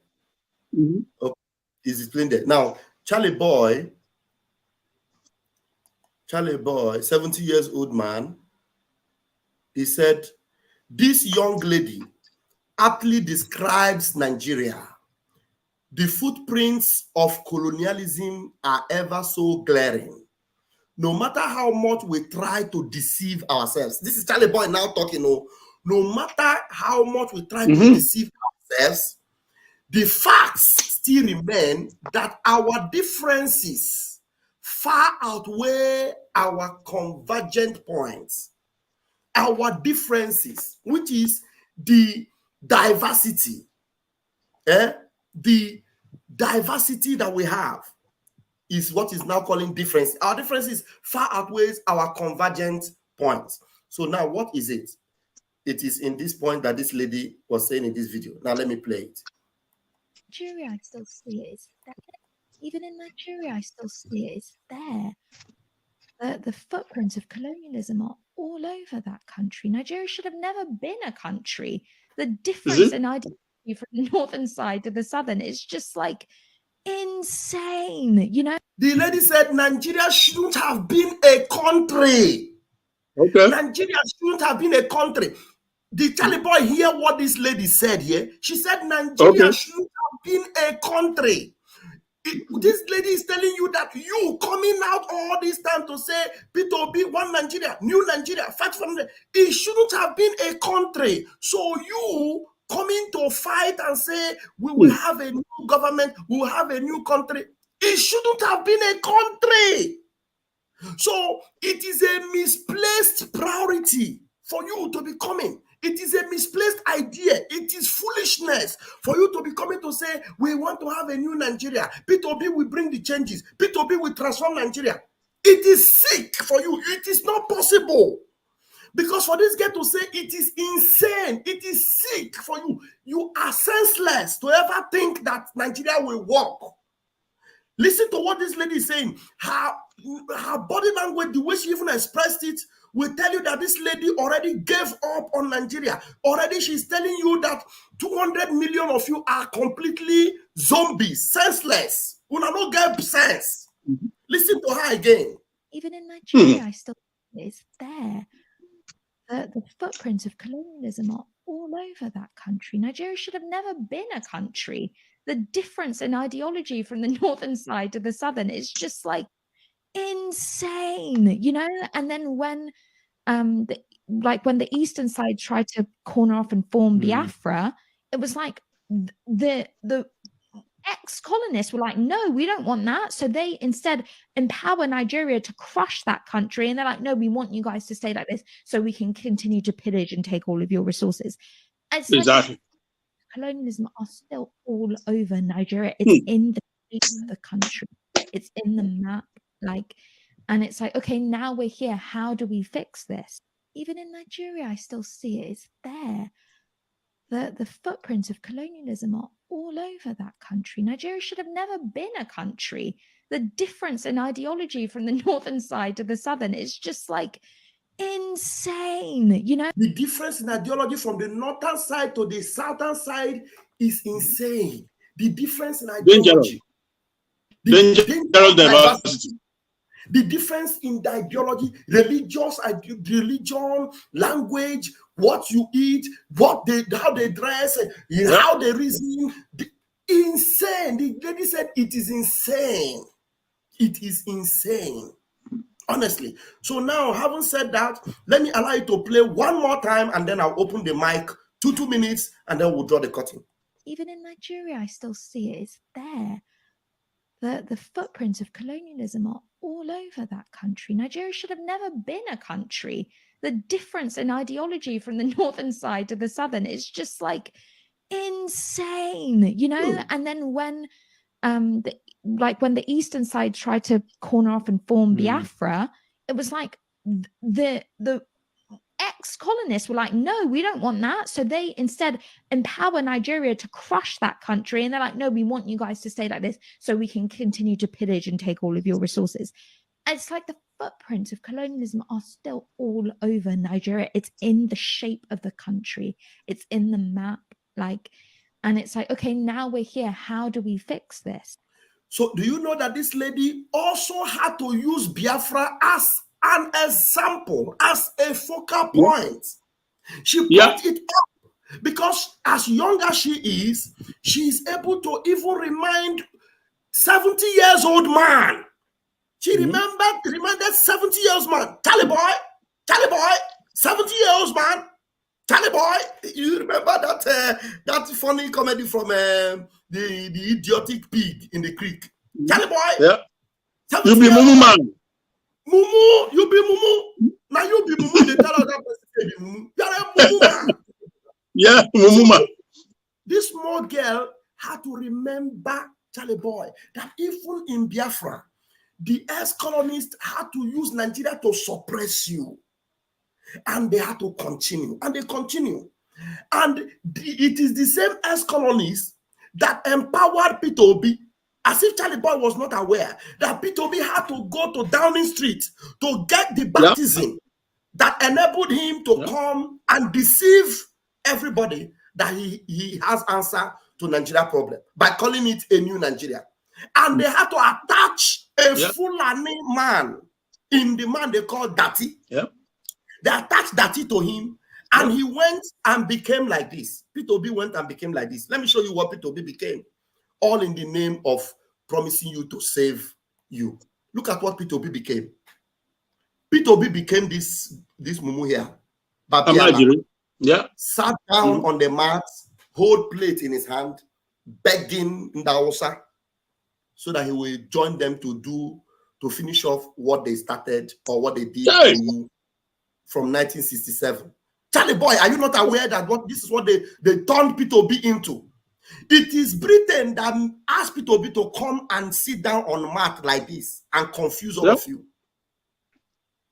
And at the end of the day, even though they mumuishly, stupidly came out to vote for him, they still made him to be the Ndaosa and then the Tinubu and the rest of them made a caricature of him. Up to tomorrow, anything that happens, they call his name. Anything that happens, they call his name. And now Charlie Boy saw this post and is capitalized on it, and as if the thing is going to wake up his consciousness. Will it? It will not, because he's a 70-year-old man. Fool. Now, I'm going to begin from... do you want to go first, Christian, or should we allow Ezioku to go first? Let me just go quickly before... Okay, so the thing is that the colonialists, notably the British, they are thriving. They are thriving on our stupidity. It's as simple as that. Because as you make your bed, so you lie on it. That is the problem with us. Because there's something fundamentally not right with the way we reason. Well, that is why we cannot see between situations. P2B, they called him to Downing Street and gave him a script, and they ran with it. And they used him, and they know that it's not like they want him to be president. The British doesn't want him to be president. No, they don't want. But just to use him. And you see, so obviously, but the thing is, for Charlie Boy himself, he played this clip, but at the end of the day, he is still what he is. Mumu man.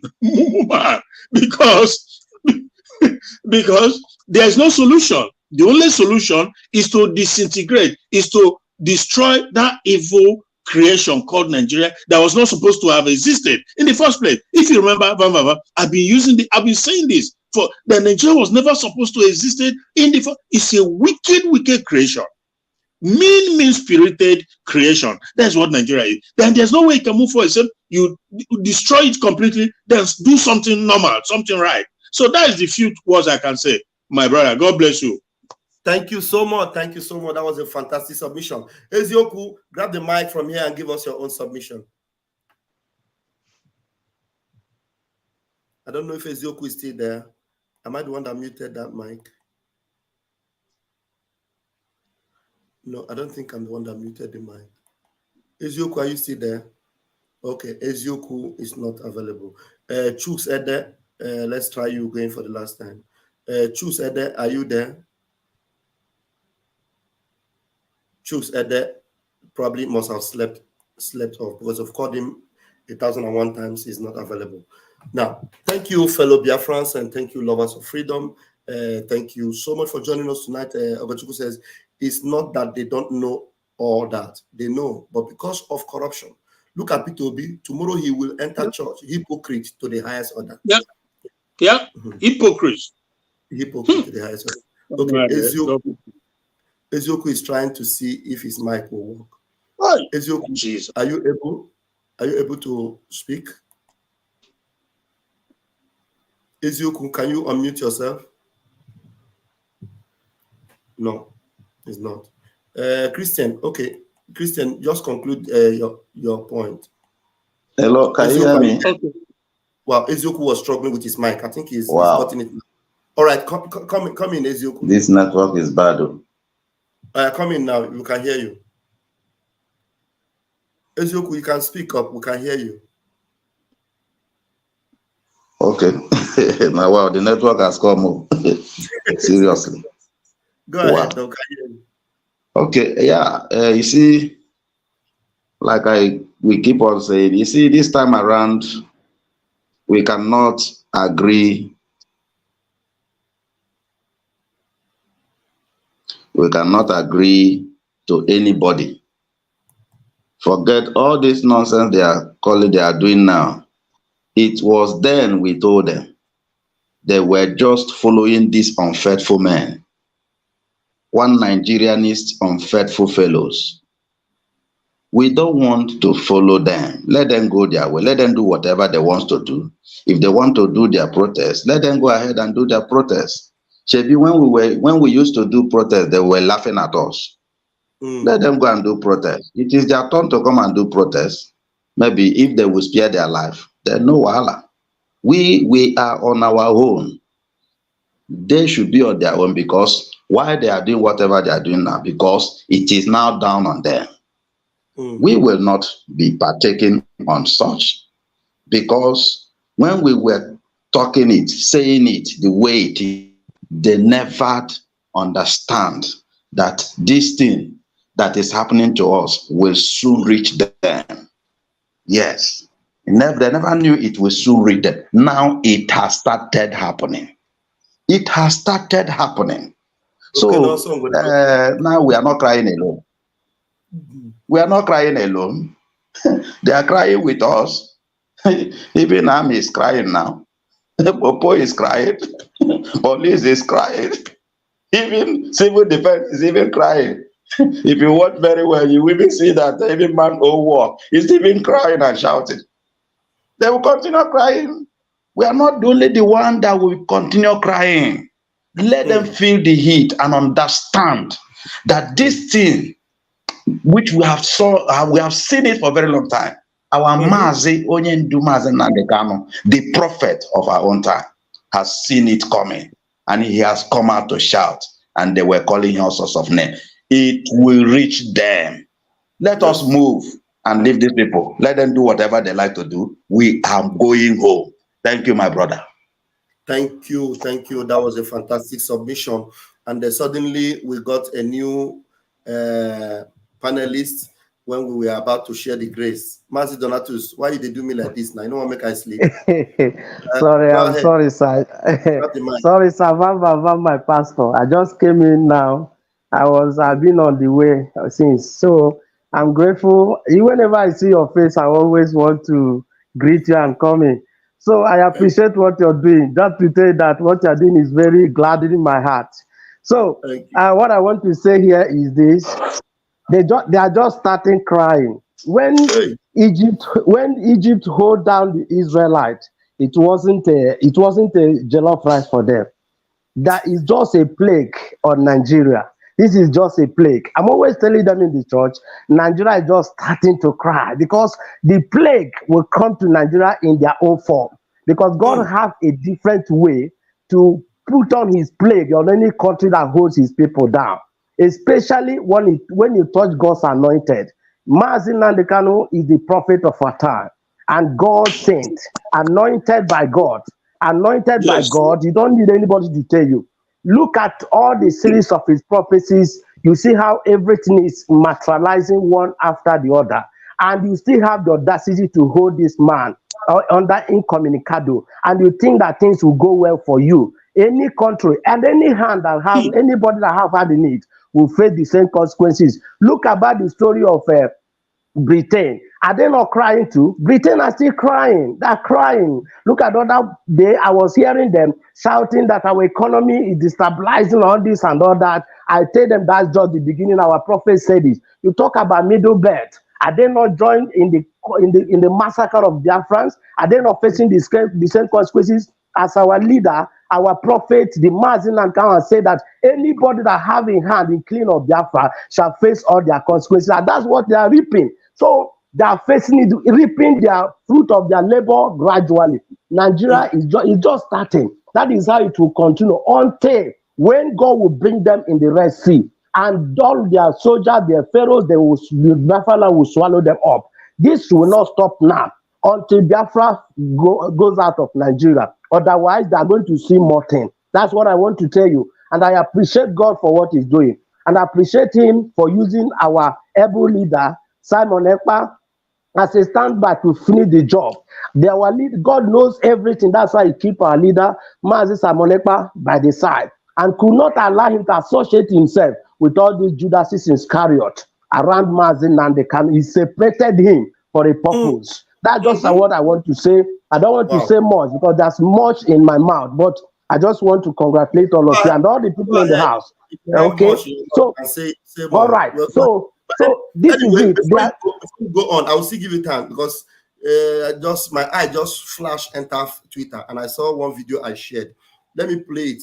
You won't believe that even in the Fulani with Toban are also calling for protest. Come and see it. Fulani with Toban. You never see anything. I said Nigeria is on a self-destruct mood. I am telling you, you won't believe it. Now let me.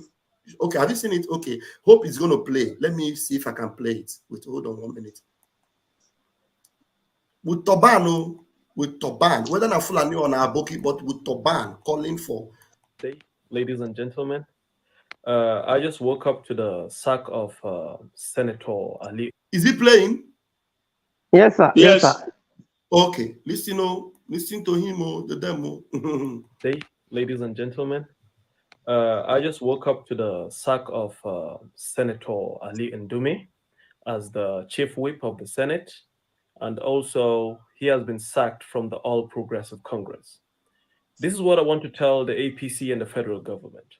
Sacking Senator Ali Ndume is not going to sack the intentions of the youth. Sacking Senator Ali Ndume is not going to sack the intentions of the protest. A protest is very imminent, and we are gearing up. Northern Nigeria is gearing up. They say that the truth is like an open heart surgery. So why are you pained because Senator Ali Ndume said the truth to you? Well, we stand with our amiable senator. However you decide to treat this particular case, it's not going to deter us from the protest. We are going to be on the field and we are going to exercise a civic responsibility. Protesting is a civic responsibility and nobody can stop us from protesting. The time is now, dear Nigerian youths. If not now, when? If not you, who? The self is a friend of a man that masters himself. But for a man with no self-mastery, the self will be like an enemy at war. What cannot defend itself cannot be defended. Thank you.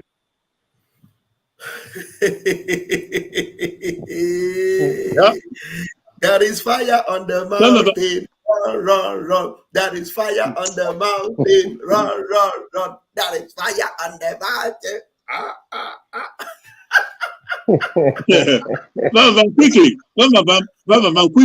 Quickly, make I say something quickly.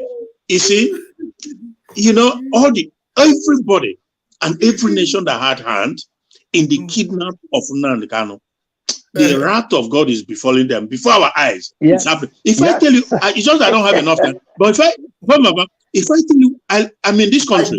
If I tell you what is happening now, you won't believe it. I give you enough time. I can choose to have all night this night. I give you enough time. You know my prayer. All the people, if Nigeria will catch fire this night, let it catch fire. Definitely. All the country, Kenya is going down.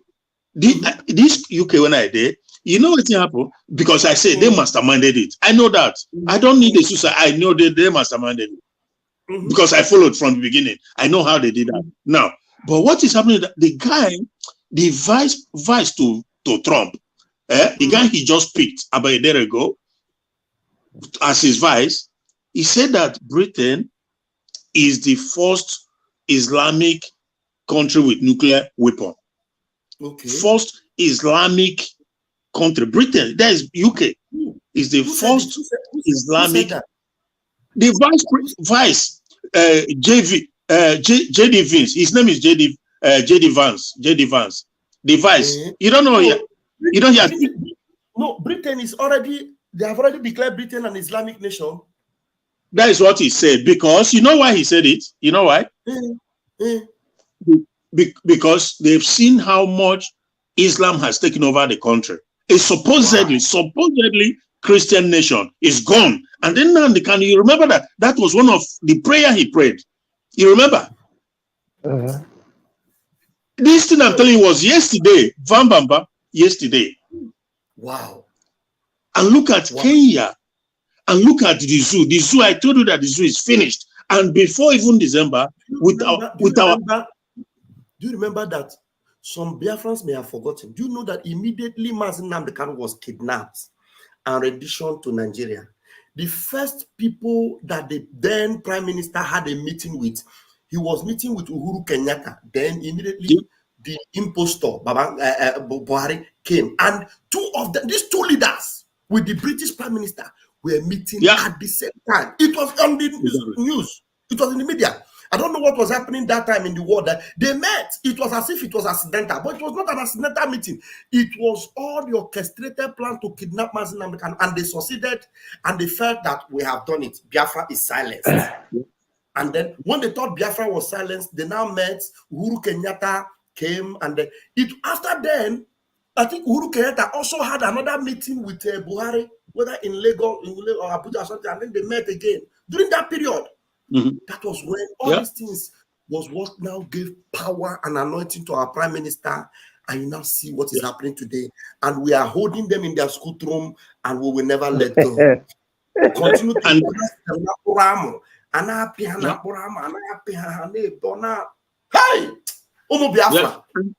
and they are crying now. And they are crying now, the elite in this country, like Naja Farage and some of them, they are crying now that their country is gone. They've lost their country. And they've not seen anything because the people have become so deep-rooted that if they do anything, everything is going down. So that's why I tell you, that criminal 419 ritualist Yoruba guy that says he's a prophet, Ayodele, was talking rubbish that if Nnamdi Kanu no beg Nigerian government, he go die for that place. I say if Nnamdi Kanu knew about him and he called upon, people don't know who Nnamdi Kanu is. This is a man that God have in his palm. If Nnamdi Kanu call upon heaven for that man, he will not only be disgraced, he could even die. I am telling you the truth. People don't know what God is going to happen before our eyes. Everything is going to unfold. They will see. A righteous man, an innocent man who only preached the truth for the good of everybody in the country. And one more thing quickly. There's this one, Dele Momodu. Dele Momodu, that's the last guy that interviewed Nnamdi Kanu. He was the last guy.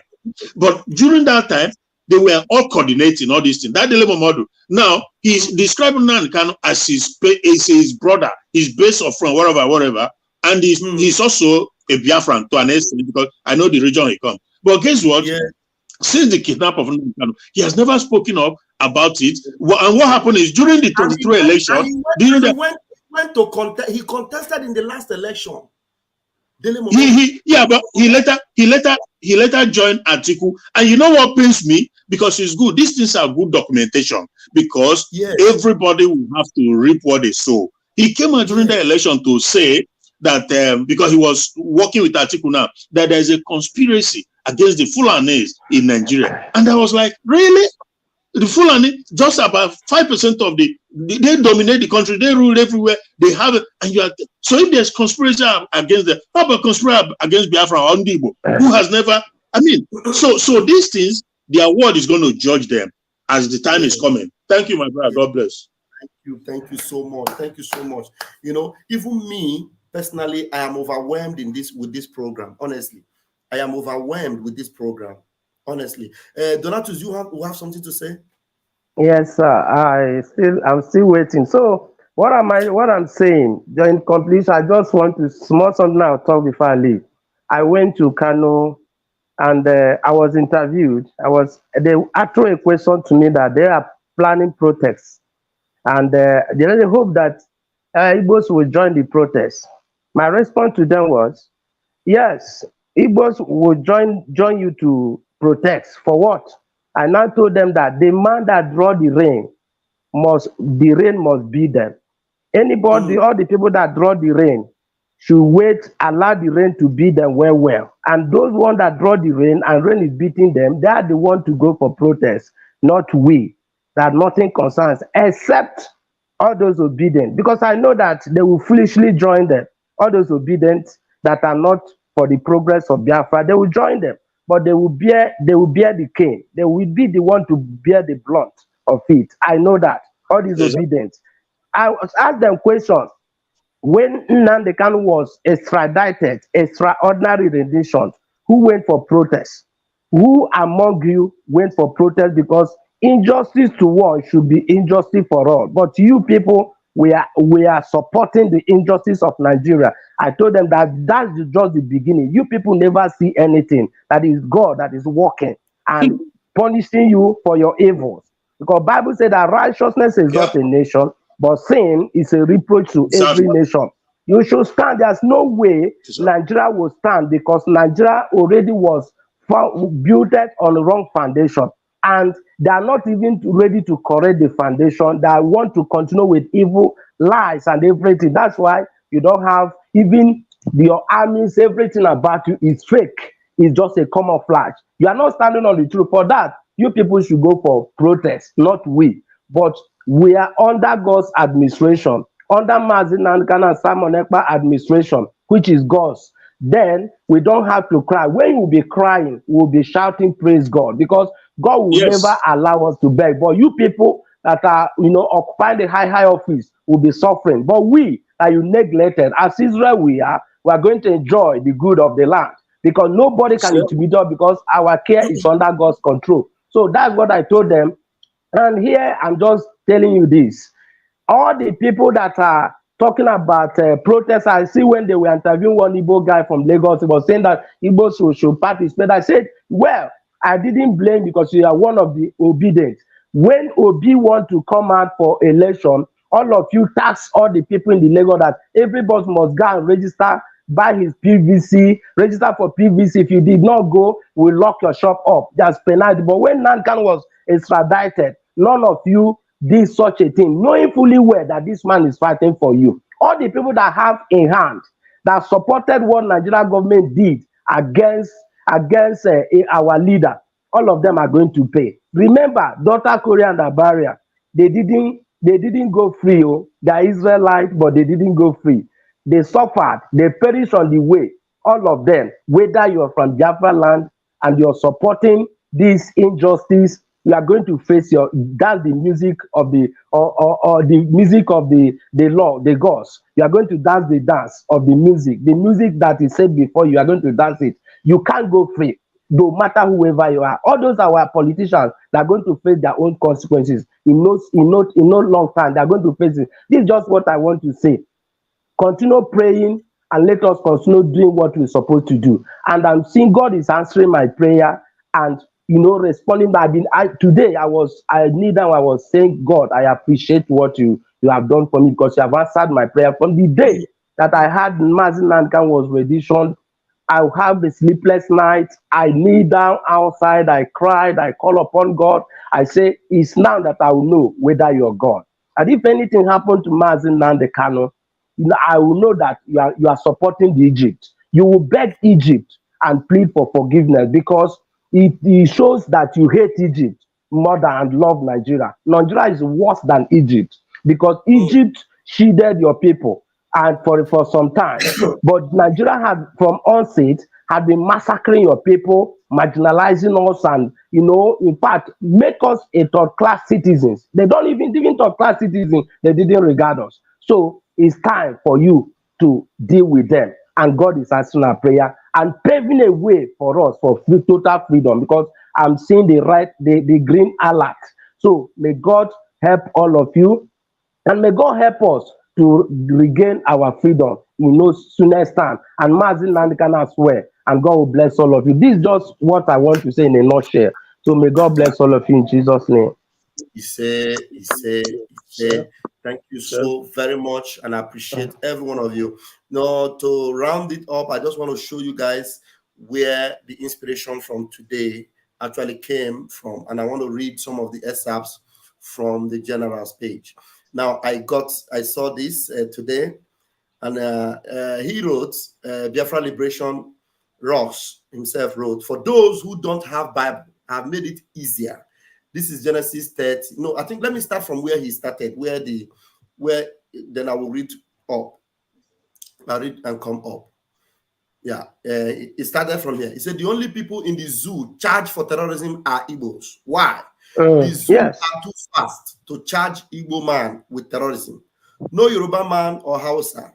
The real terrorists, Fulanis, are being charged. No Yoruba man or Hausa, nor the real terrorist Fulani are being charged for terrorism. How many times have you seen any TV presenter mention Boko Haram as terrorists? How many times have you seen? And now, from that Igbo side, you see, look at this. Do you know which man is this? This is an Igbo man. Yeah. Yeah. A full Igbo man. You see him? He is now hanging out with the son of Tinubu. This is the son of Tinubu. Now, and then money.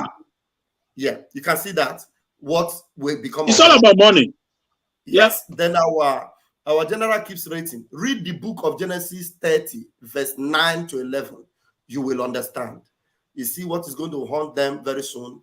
It will happen and you will all see it. Read the book of Genesis 3, 9 to 11. Understand who Zipha is and how she gave birth to God.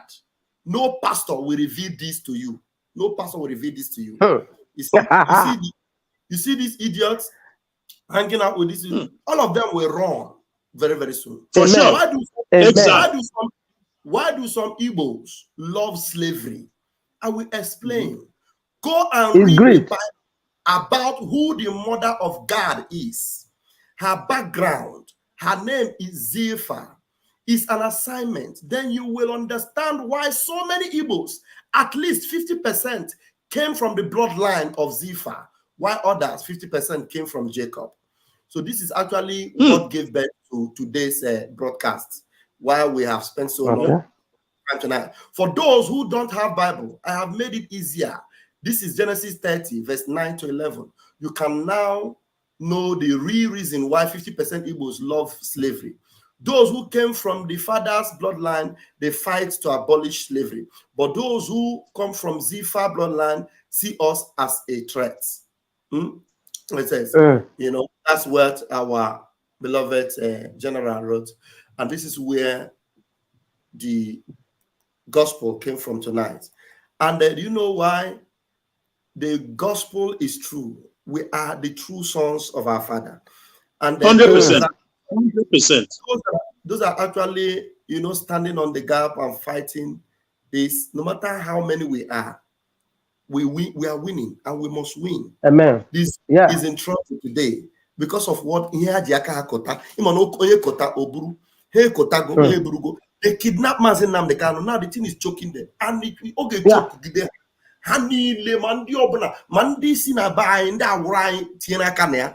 of them they will all go. Amen. Amen. Crying today. Their cry is just the beginning of child pain. They will cry until every one of them that were involved, they will all suffocate and they will all perish. All of them. Amen. Amen. Amen. Amen. Amen. Thank you very much, every one of you that joined me tonight. Thank you, Mazi Christian, for joining me. It's been a wonderful night, and I appreciate it. And I thank you, Donatus, for coming all the same. You're welcome. Thank you, everyone. We'll see you again. God bless. God bless. Beautiful music. Thank you very much. It's your flight. The silver jacket man, Biafra come, Umokoko, mad people everywhere. What you don't know is bigger than you. What you don't know is bigger than you. What you don't know is bigger than you. What you don't know is bigger than you. Hey, he depend me, yo, gaga. He depend me, yo, gaga. He depend me, yo, gaga. This your G. He depend me, yo, gaga. The one thing you can do to a black man is to tell the black man the truth, yeah. The one thing you can do to a black man is to tell the black man the truth, yeah.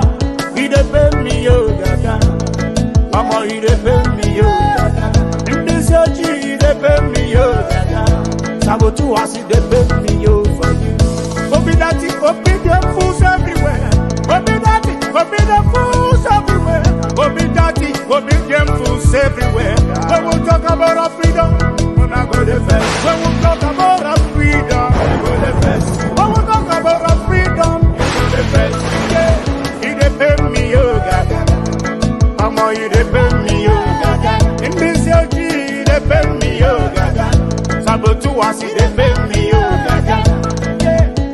Your voice 247. Love you, we love you, rich me blood brother man, you know. We go Chris. Chia Makaka, I got Rasta man of God. Love you. Yeah. That's why you know. Ikuku.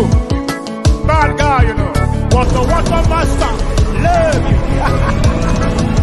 I can't have a go on. I get y'all away with me. All them enemies of your father. Mad people everywhere. You are living in darkness, suffering and smiling. When we talk about a freedom, now go the best. You are living in darkness, suffering and smiling. When we talk about a freedom, when I go the best. Yeah, he depend me for you. He depend me gaga. Africans, he depend me gaga. This your G, he depend me gaga. He depend me gaga. I'ma he depend me gaga. I don't know what's wrong with the reasoning ability of a black man. My God. Someone maximum respect.